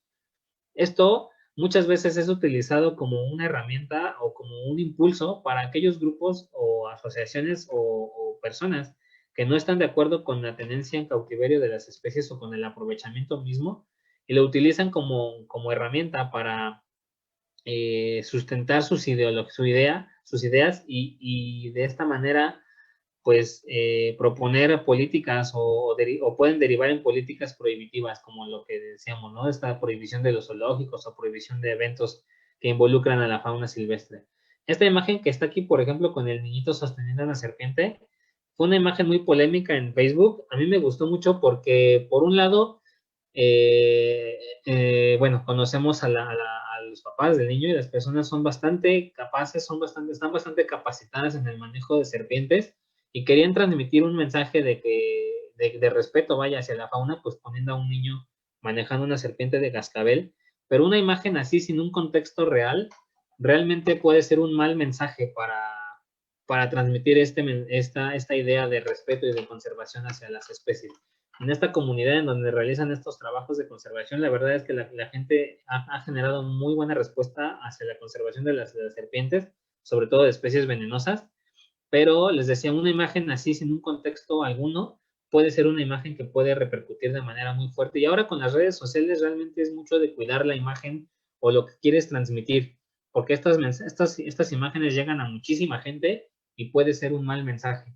En este caso, por ejemplo, sin un contexto adecuado, pues el niño está sosteniendo una víbora venenosa, es una serpiente venenosa, y bueno, es una serpiente que además tiene hábitos arborícolas, tiene una cola prensil y que puede sujetarse del gancho de una manera que no puede ser tan fácil de manejar con un gancho. Entonces, para un niño, pues esto es algo muy peligroso y puede ser un mensaje inadecuado. Justamente como lo que vemos a veces en la televisión de personas muy temerarias que están realizando manejos inadecuados, o esto que vemos también muy común en muchos programas, sobre todo de televisión, pero también en redes sociales. Hay mucha gente que ahora maneja o que tienen una cierta fascinación por manejar serpientes venenosas o serpientes peligrosas de una manera completamente irresponsable. Entonces esto puede terminar en un accidente, y estos accidentes, pues les digo, pueden ser herramientas que pueden ser utilizadas para prohibir el tipo de tenencia de este tipo de ejemplares, ¿no? Y con serpientes venenosas, pues se prohibirían o tendría una repercusión muy fuerte a nivel de investigación y de investigación médica incluso.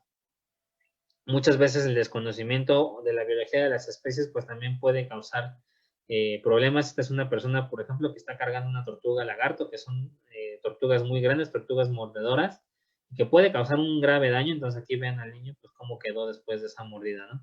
Y un mal manejo, ¿no? Esto es muy evidente. Están aquí sujetando a una serpiente, es un pitón burmés, y bueno, el método de sujeción pues es bastante invasivo para la serpiente. La serpiente pues simplemente está intentando defenderse pues de este manejo, ¿no? Con una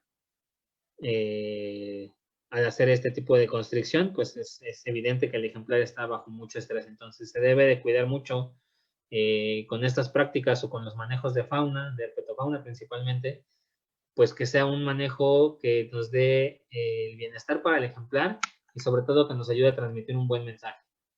De aquí, pues es lo que les decía, que surgen muchas ideologías prohibitivas a través de este tipo de malas prácticas que quieren prohibir el aprovechamiento sustentable, y no es que ellos estén mal, sino que realmente debería de haber un equilibrio entre estas ideas, ¿no? Entre el aprovechamiento sustentable y en el bienestar también de las especies, porque ciertamente, pues este tipo de malas prácticas no benefician en nada o no brindan el bienestar a las especies.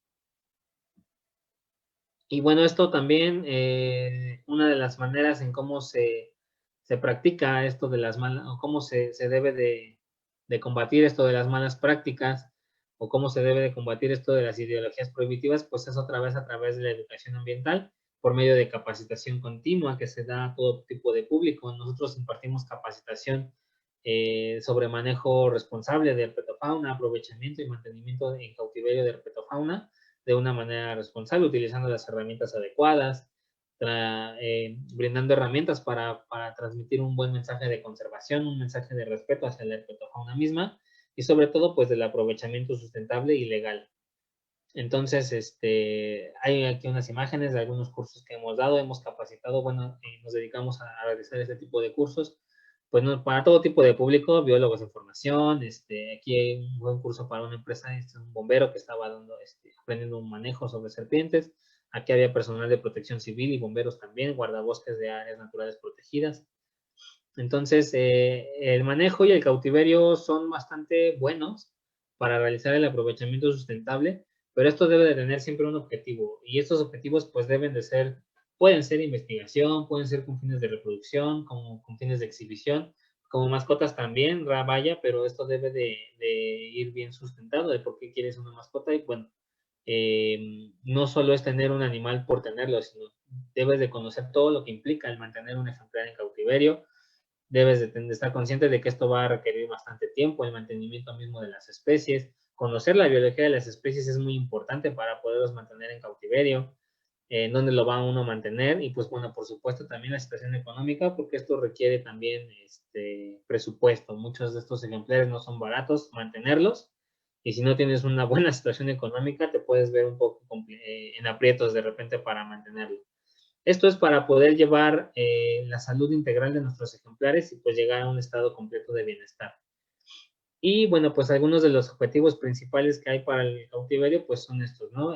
Pueden utilizarse para la conservación de poblaciones, para hacer investigación, para hacer educación y capacitación, para la divulgación misma, o para satisfacer algunos gustos o necesidades, como pues el aprovechamiento comercial de usos y costumbres, las mascotas, por ejemplo, también es para satisfacer un gusto personal y es válido, pero esto debe de hacerse pues a través de esto que tenemos acá abajo, ¿no? A través de un marco legal, brindándole el bienestar a las especies, conociendo lo que estamos haciendo y conociendo a las especies a través de responsabilidad y respeto hacia las mismas y a los terceros, con una buena planificación y bueno, pues también es algo que va a requerir tiempo y tenemos que dedicarle pues su tiempo adecuado al mantenimiento de estos ejemplares. Aquí hay otras fotos, igual justamente pues de las exposiciones y del mantenimiento de ejemplares que hay en cautiverio, utilizados algunos para investigación también. Entonces, el aprovechamiento sustentable, pues es una de las mejores herramientas que hay para realizar conservación, pero como pueden darse cuenta, tiene muchísimas problemáticas, las cuales pues se deben de enfrentar de muchas formas, no son las únicas maneras, no son algunos ejemplos de cómo nosotros hemos abordado algunas de estas problemáticas que tiene el aprovechamiento, aportando nuestro granito de arena, sobre todo con la cuestión de educación ambiental y cursos. De hecho, este fin de semana que viene tenemos nosotros un curso que vamos a dar de manejo de serpientes. Ya hay pocos lugares, pero todavía alcanzan lugares. Por ahí, si hay algún interesado, les podemos dar informes. Es un curso general de manejo de serpientes, biología, identificación y manejo responsable de serpientes con fines de cautiverio. Entonces, pues es un poco a lo que nosotros hacemos y a lo que nos hemos dedicado en cuanto al aprovechamiento sustentable de las especies. Y bueno, pues aquí les dejo también los datos de contacto para, pues si tienen algún comentario o también para que se echen un clavado ahí en nuestras redes sociales. También hacemos difusión y divulgación de las ciencias a través de infografías y de memes ahí en las páginas.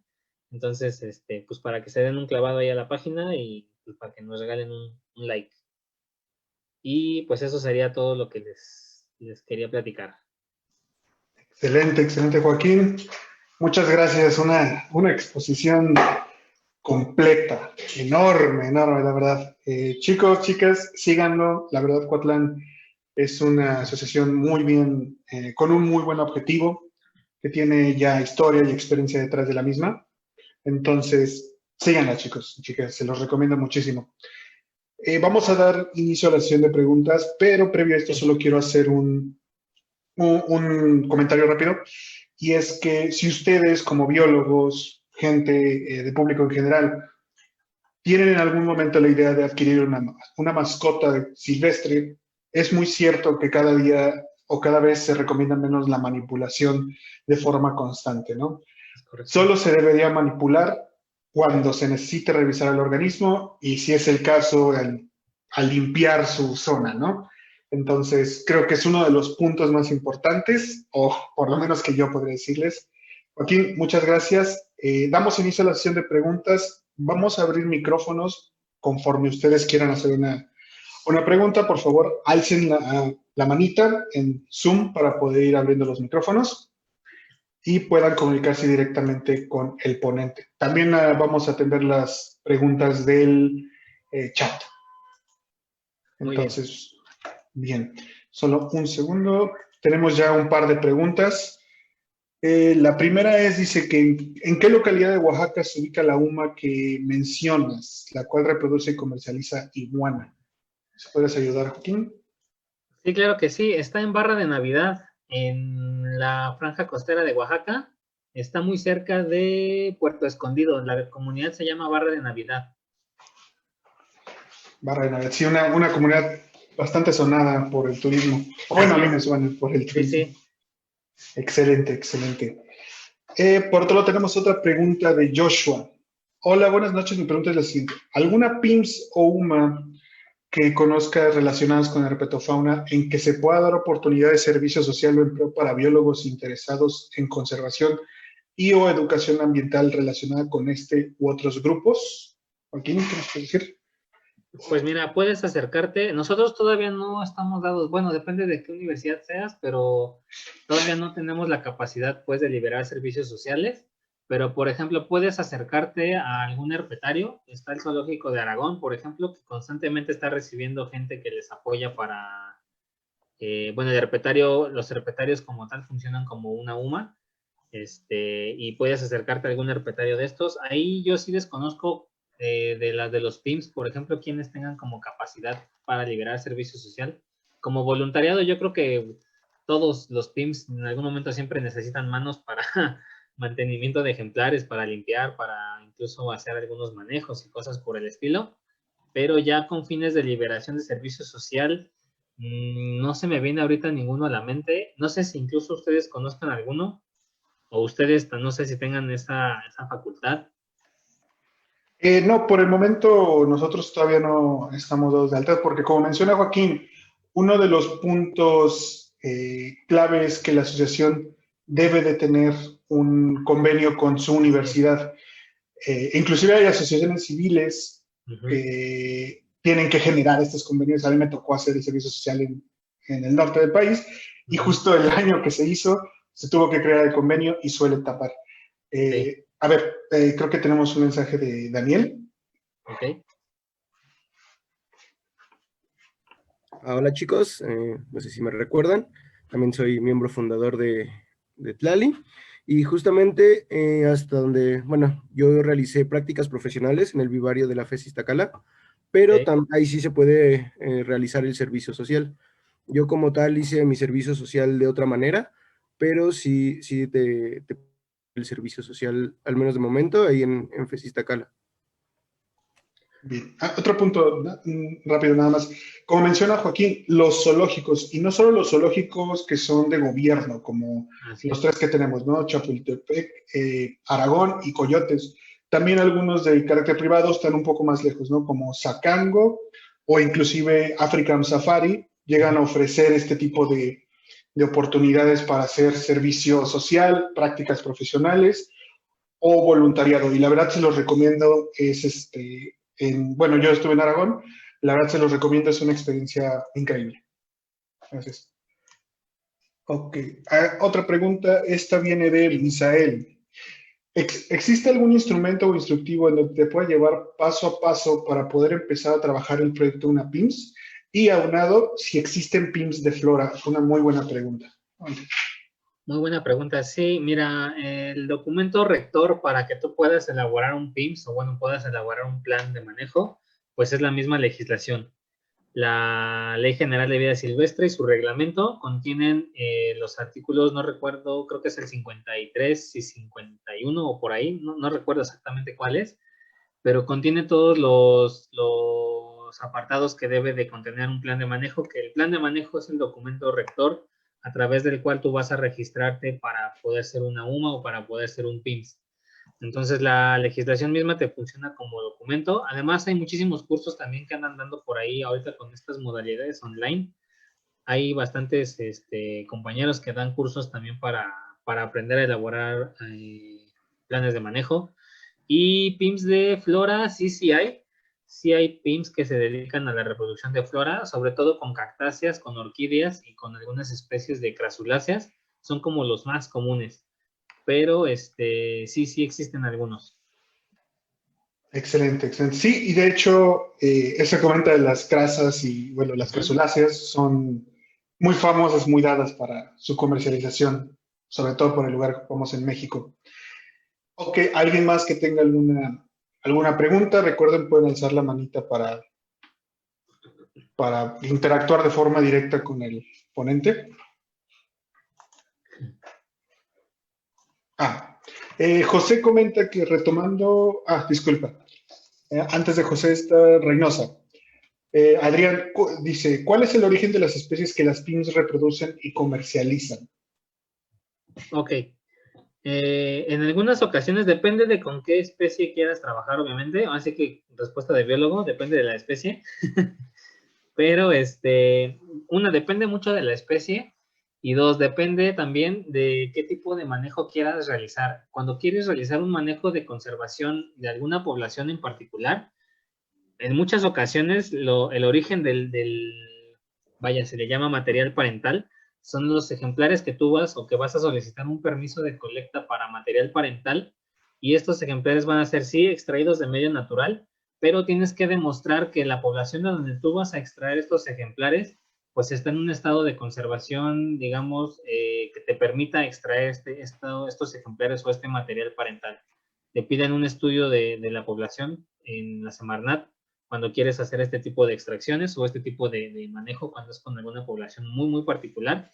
Pero algunos PIMS, por ejemplo, que no se dedican realmente como a hacer estas actividades de conservación de manera directa o no están obligados a esto, muchas veces este material parental lo pueden adquirir en una UMA o en algún otro PIMS que maneje la especie que, pues vaya, que sea el objetivo, ¿no? En este caso, no sé, yo quiero trabajar, por ejemplo, quiero poner un PIMS pues de boas, ¿no? Pero no me interesa trabajar con alguna comunidad o con alguna localidad en particular. Puedo buscar algún PIMS en redes sociales que trabaje con boas. Yo adquiero ahí mis ejemplares reproductores, unas hembras, unos machos, y me dedico a la reproducción de estos ejemplares. Obviamente estos ejemplares pues no van a poder ser liberados a medio natural porque no conoces la genética de dónde son, o bueno, no tendrías esta información. Pero cuando quieres hacer un plan de manejo que va enfocado a realizar actividades de conservación con alguna población en particular, lo más correcto es realizar este trámite o estos permisos de colecta de material parental, pero te digo, para esto te piden este tipo de estudios de poblaciones. No sé si alguien de ustedes quiera también ahí profundizar un poco más en la pregunta, en la respuesta.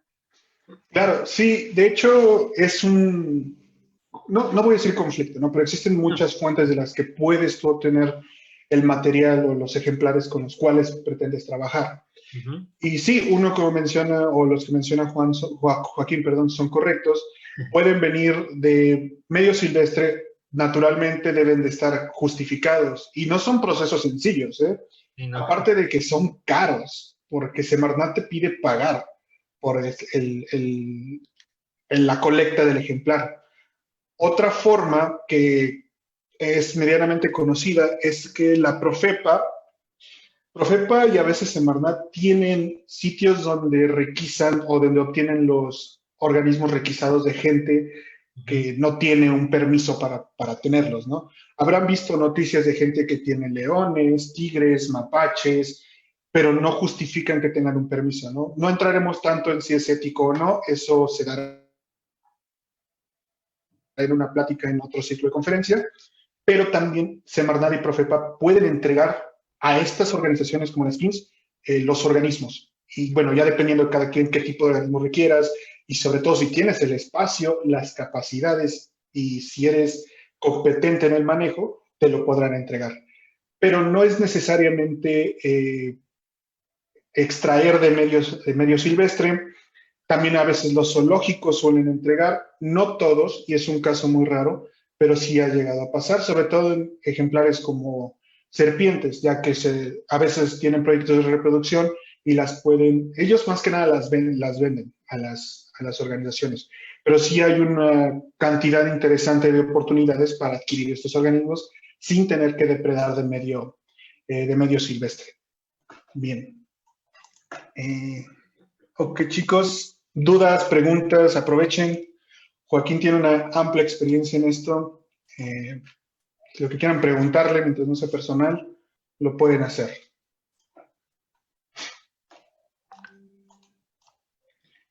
Ok, creo que... una pregunta. Sí, disculpe. José comenta que retomando el caso del niño que manipula la serpiente con el gancho, y sí, una imagen bastante polémica, Sí. dice, al publicar imágenes de este tipo es necesario reforzarlo con un contexto adecuado, ya que si bien la acción llega a ser adecuada, no hay manipulación directa del ejemplar. Lamentablemente llegan a pesar más las percepciones de gente común. ¿Cómo podrías ahondar en esto, Joaquín? Pues sí, mira, esta imagen, te digo, la verdad es que sí fue muy, muy polémica. Las personas bueno, de donde proviene esta fotografía son personas que se dedican a realizar mucho monitoreo biológico y tienen una labor muy fuerte de conservación en la región de donde es. Y vaya, son bastante conocedores del tema de la biología de las serpientes, conocen las especies venenosas de la región, etcétera. Son bastante buenos. Pero a lo que me refería, bueno, justo lo que yo comentaba, ¿no? Que muchas veces ahora con las redes sociales, sobre todo esto de los mensajes que queremos transmitir, cuando pones una imagen sin un contexto, si nada más pones la imagen y la utilizas pues como para ganar likes o para hacer una imagen que puede circular de manera libre en redes sociales, puede ser contraproducente a lo que tú querías demostrar, porque en este caso, a pesar de que el niño está manejando a la serpiente con un gancho herpetológico, que es una herramienta pues adecuada para este tipo de manejos, el niño es pequeño, yo me imagino que bueno, estaba bajo toda la supervisión de sus papás al hacer esta actividad, pero repito, por ejemplo, la especie no es la adecuada para manejarse del todo con un gancho, porque, o bueno, el manejo puede ser complicado en algunas ocasiones cuando se trata de especies de serpientes que pueden ser arborícolas o que pueden agarrarse, pues el gancho funciona como una rama prácticamente, y la serpiente se agarra del gancho y no lo va a soltar. Si tú la quieres bajar, es difícil que se suelte de ahí porque ya se agarró del gancho y a veces acaba dejando el gancho en el piso hasta que la serpiente quiera soltarlo, ¿no? Entonces, este tipo de manejos pueden ser complicados y sobre todo una imagen de este tipo, insisto, si no tiene un contexto adecuado, si no ponen una imagen o esta imagen que no explicaba, pues, por qué el niño estaba sujetando a la serpiente o para qué la estaba sujetando justamente. O sea, yo veo incluso innecesario, si tú quieres educar a un niño sobre serpientes venenosas, yo veo completamente innecesario que un niño maneje una serpiente. Yo creo que puedes dar este mensaje de educación y de conservación o de respeto hacia las serpientes detrás de un cristal sin ningún problema, sobre todo con niños, y no hay necesidad pues de realizar un manejo tal cual, ¿no? Quizás sí, de que un niño pueda manejar una serpiente, lo puede hacer, eso lo vimos muy claro con la imagen, eso sí se puede, pero de que sea el mensaje adecuado, yo tendría mis dudas. Entonces es nada más pues eso, realmente muchas de las imágenes que vemos circulando en redes sociales, cuando no tienen un contexto, pues se pueden prestar a la libre interpretación de la gente y como dice el comentario, ¿no? Que hacen, sobre todo de personas que no están dentro del tema o que no conocen el tema, pues se presta a muchas cosas, ¿no? No falta por ahí alguna persona que vea, ay, mira, si ese niñito tiene manejando una serpiente, a lo mejor mi hijo también lo puede hacer, ¿no? Y si no tienen el conocimiento necesario para hacerlo, se puede prestar a un accidente. Es muy parecido a lo que vemos en la televisión con estos showmans, que de repente cualquier niño que no está pues todavía dentro de una carrera o que no está estudiando todavía nada de esto por el estilo biología o alguna materia afín, ve algún showman de estos, llámese el cazador de cocodrilos o cualquiera de estos personajes, y le gustan las serpientes, pues va a querer ser como él y va a querer ser con esta idea de que puede agarrar serpientes con la mano y puede aventarse sobre de ellas cada vez que salga una serpiente cuando él va de vacaciones o cosas por el estilo, y puede prestarse a situaciones que no son las más adecuadas, ¿no? Como accidentes. Sí, muy, muy cierto el punto. Es complicado. Recuerden la regla de oro, ¿no?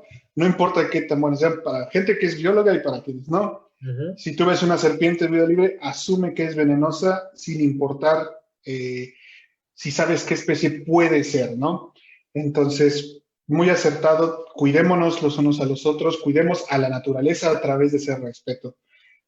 Otra pregunta de Abigail. ¿Existe un seguimiento o regulación de los animales que se comercializan?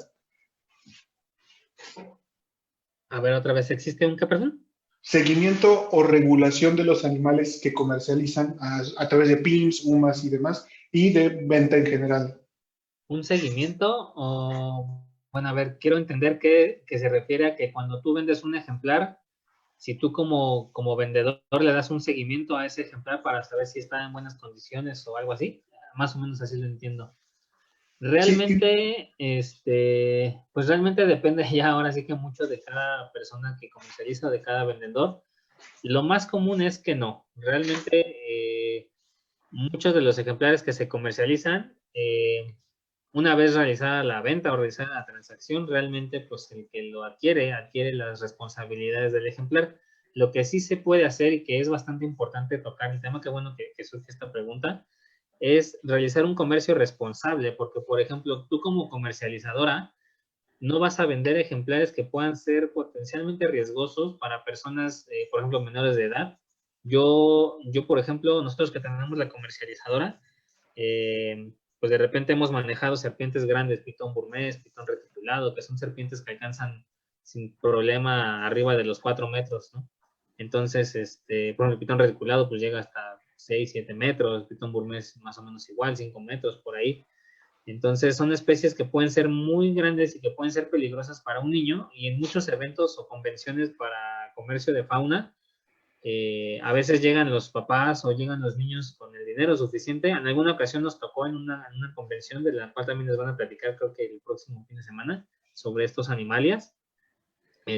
Justamente en un evento de esos en los que nosotros asistimos, teníamos un stand para ventas ahí, y llegó un niño que había juntado todos sus domingos que le daban, un niño que te gusta de 7 años más o menos, 7, 8 años, había juntado todos sus domingos y que le gustaban muchísimo los reptiles y quería comprarse un cocodrilo, ¿no?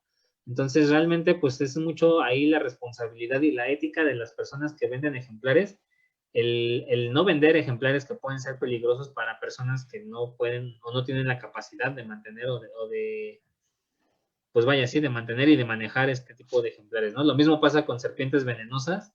Nosotros, por ejemplo, manejamos especies venenosas también, pero ninguna de estas la vendemos así a cualquier persona del público. Normalmente los ejemplares venenosos solo los manejamos con herpetarios o con colecciones privadas, que se dedican a realizar actividades de exhibición, como zoológicos, por ejemplo, o actividades de divulgación también, o cursos o talleres también de manejo de serpientes, pero normalmente conocemos, pues, o sea, si no conocemos quién es, se buscan referencias, y si no da uno con la persona, pues es difícil que te vendan que te vendamos un ejemplar venenoso. Entonces, no es tanto como el seguimiento que se le pueda dar a la persona que adquiere un ejemplar, sino más bien la responsabilidad previa a la venta.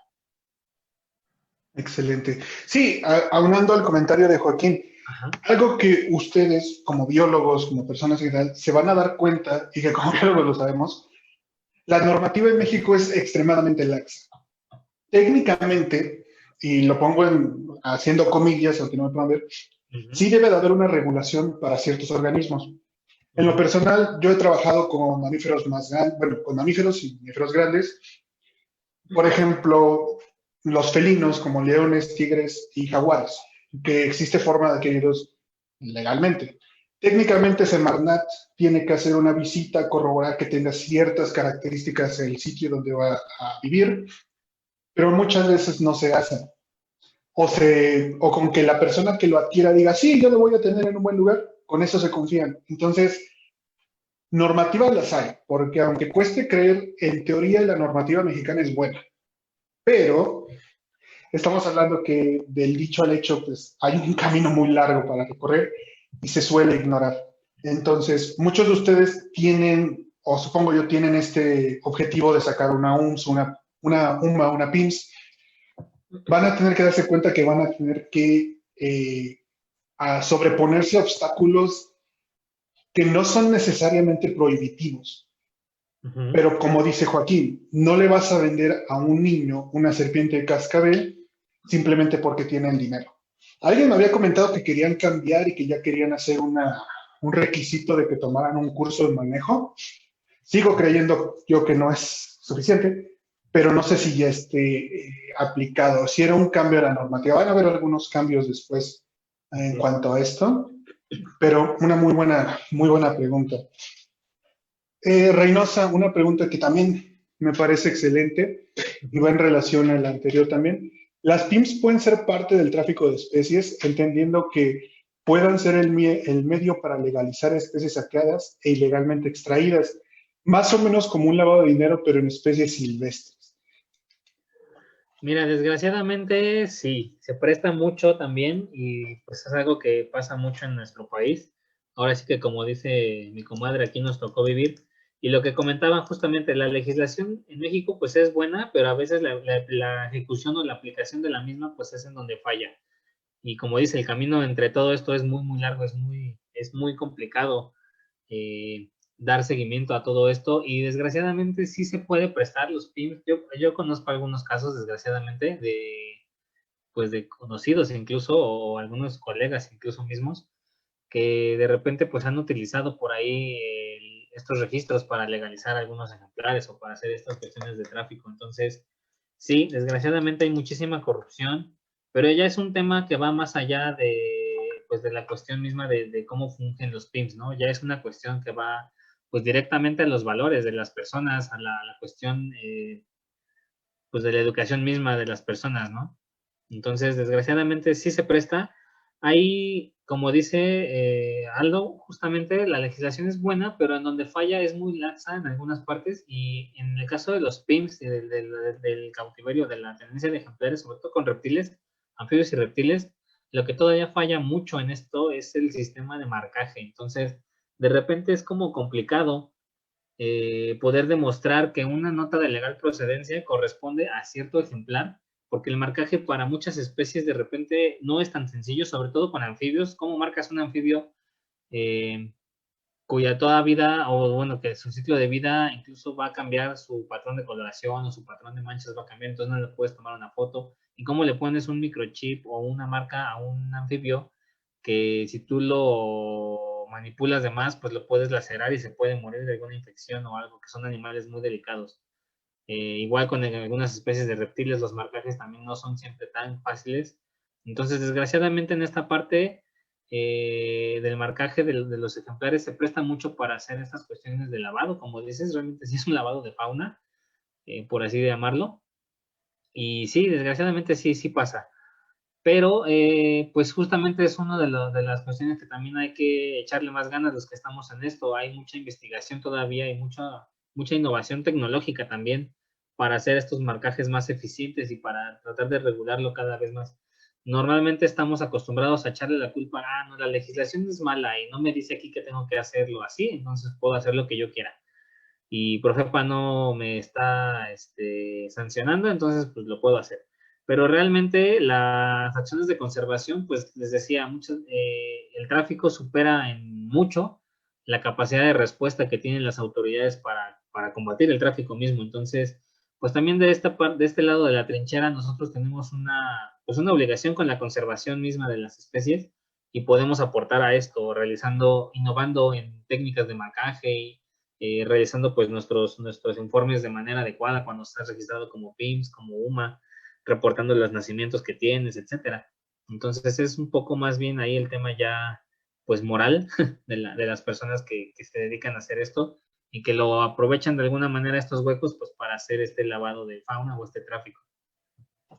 Bien, me parece excelente. Y va en relación a un punto que trajiste en tu presentación, Joaquín, que Sí. es esta idea del prohibicionismo, ¿no? Y esto se lo dejo a todos ustedes como un punto a reflexionar, porque es un paradigma que podría romperse o modificarse.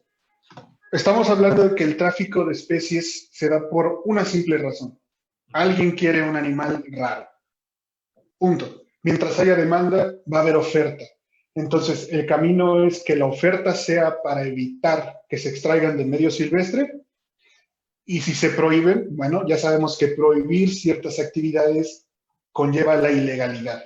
Y si existió en algún momento, pese a las prohibiciones, no neguemos que si se vuelve o no querramos evitar o pensar que va a volver a darse, inclusive aún más fuerte, si se vuelve a dar esta idea de prohibición. Entonces, es un punto inclusive ético, biológico que tenemos que abordar, y que como biólogos tenemos la obligación, y no solo como biólogos, como cualquier persona, la obligación de ponderar qué tipo de consecuencias pueden traer estas decisiones. Las UMAS, las PIMS, también pueden servir para evitar el tráfico ilegal de fauna. Pero desafortunadamente siempre va a haber gente que tome acciones o que va a tomar acciones ilegales, ¿no? Por dinero. Pero es una pregunta muy excelente, muy buena. Mendoza Guzmán Juana pregunta, ¿qué tanto se explota el comercio de los productos de las UMAS y PIMS? Me refiero si las ventas son solo en los establecimientos o hay ventas por internet.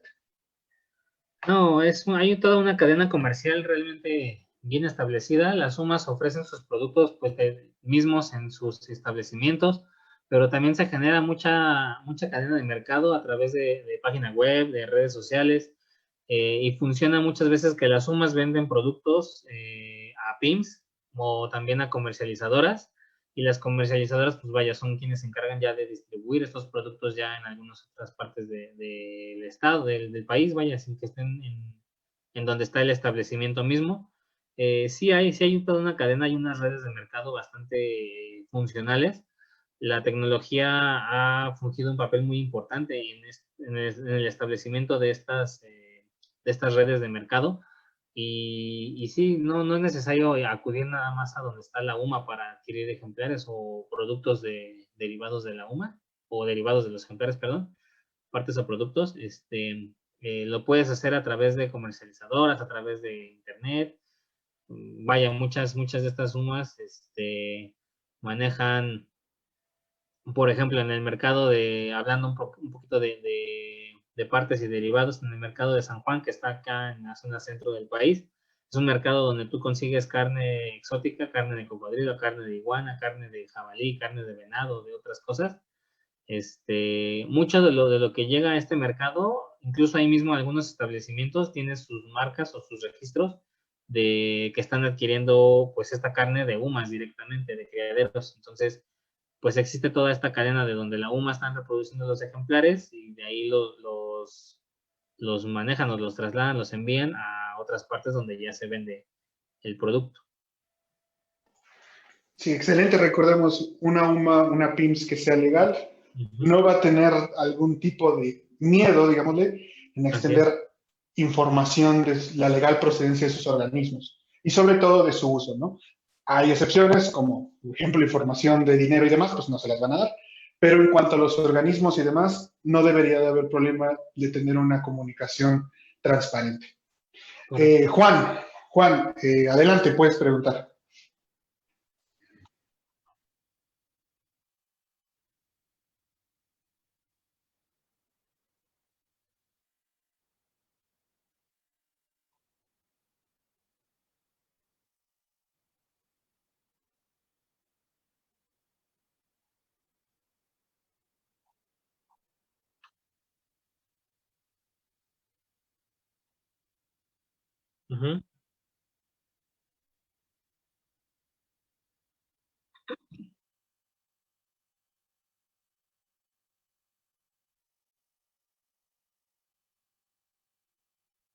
Claro.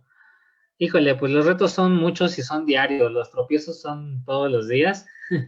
Yo creo que hablando netamente del aprovechamiento de la parte pues de la comercialización que tenemos como comercializadora de fauna, uno de los más grandes pues tropiezos, o de los más grandes dificultades que tenemos, es justamente el tráfico de especies, porque compites al vender ejemplares legales. Obviamente pues estás en el costo, en el valor monetario de tus ejemplares, pues estás metiendo todo lo que implica el mantenimiento, el alimentarlos, el crecerlos, el reproducirlos, etcétera, ¿no? Todo este tiempo y mantenimiento que requieren los ejemplares, pues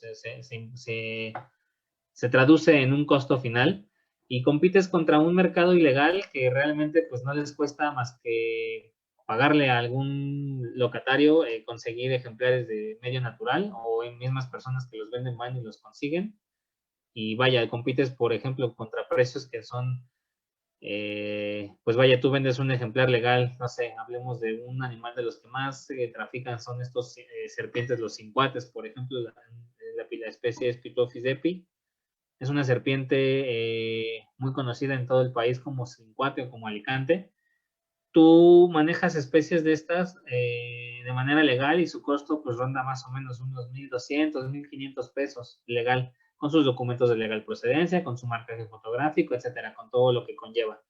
Y compites contra un mercado ilegal que te los vende adultos, y eso sí, llenos de garrapatas o llenos de ácaros y en un estado bastante mal, pero los consigues en 300 pesos. Entonces, realmente es como una de las cosas más difíciles, el competir contra el tráfico de especies y contra los costos que tiene el mercado ilegal. Eso es difícil. Y año con año, pues también esto ha venido cambiando, como dices, también con los cambios de gobierno y esto, las políticas que van surgiendo justamente también a veces son complicadas. los cambios en la legislación, pues tienes que irte adaptando muchas veces también a esta misma legislación, lo que te van pidiendo, lo que va surgiendo. Pero yo creo que de lo más difícil es esto, el tráfico ilegal es contra lo que es como de lo más difícil. En términos, así como me decías, en términos monetarios, yo creo que es lo más complicado. Excelente, una muy buena pregunta. Permíteme nada más añadir un último comentario. Inclusive es algo interesante al ponderar, porque lo que menciona Juan es muy cierto. No solo en el factor económico nos afecta el tráfico ilegal. Vean la situación que estamos viviendo respecto a la pandemia. Fue una zoonosis, una interacción humano-animal, o bueno, animal-humano, ¿no? No sabemos, al momento de adquirir un ejemplar ilegal, a qué nos estamos exponiendo. Entonces, adquirir estos ejemplares de una PIMS, de una UMA, puede ayudarnos inclusive a evitar este tipo de consecuencias. Tenemos que apuntarle como sociedad civil, como organizaciones, como todos, a evitar que haya este tipo de comercio. Es responsabilidad de todos. Excelente. ¿Alguien más? ¿Alguna pregunta? ¿Alguna otra? ¿Un comentario que quieran hacer?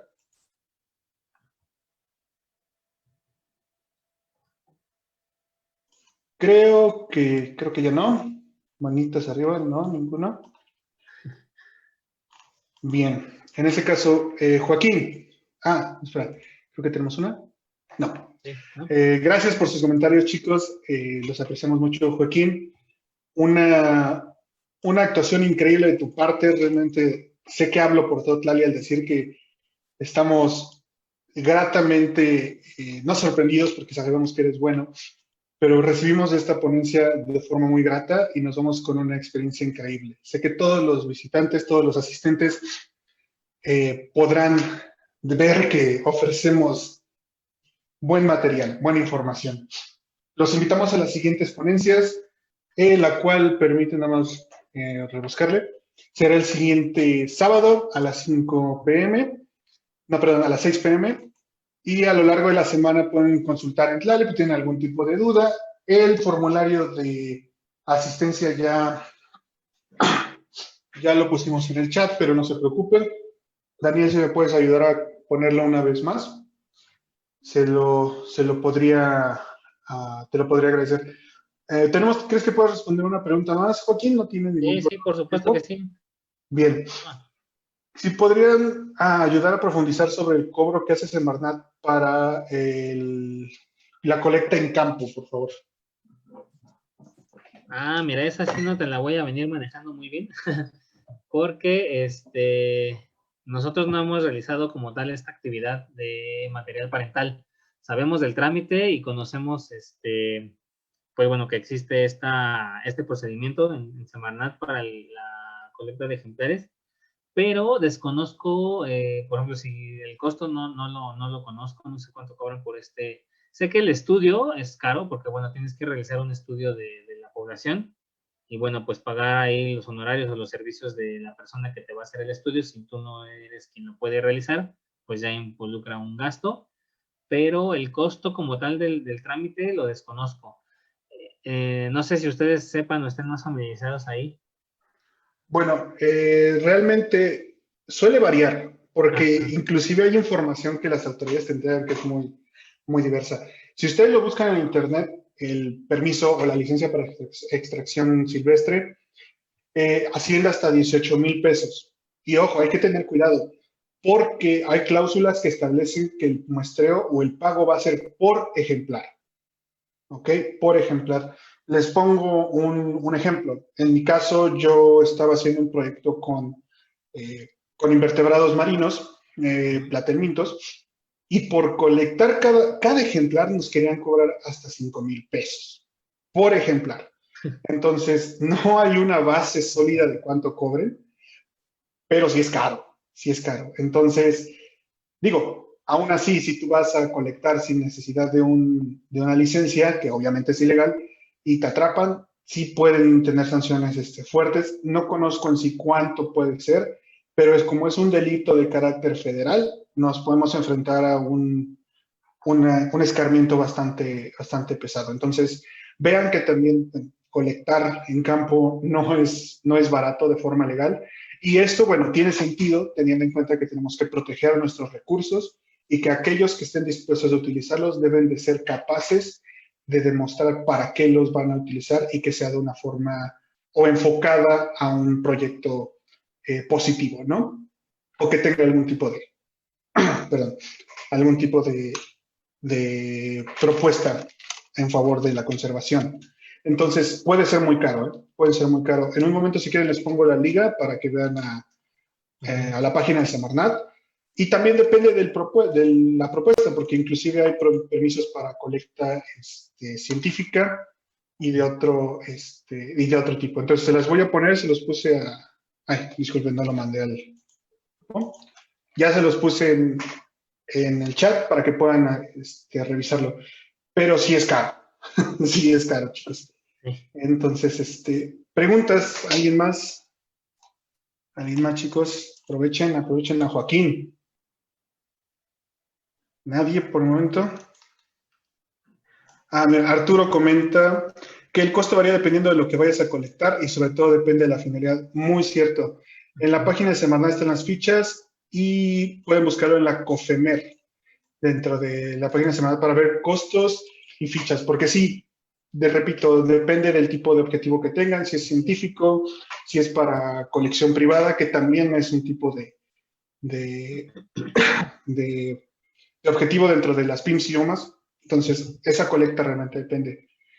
Bien, chicos, entonces, si nadie tiene una pregunta adicional, les quiero agradecer por parte de Tlali. Bueno, primero que nada, agradecerle a Joaquín. Excelente ponencia. He aprendido mucho hoy. Yo no suelo trabajar con reptiles, pero ha sido increíble, hermano. Y a todos ustedes les agradezco. Chicos, chicas, gente, todos ustedes son increíbles. Gracias por haber venido. Gracias por haber asistido a esta conferencia. Los invitamos a la siguiente, que se titula Animalia México, método de conservación, impartida por el ingeniero Manuel Tonatiu Rosales. Va a estar muy interesante.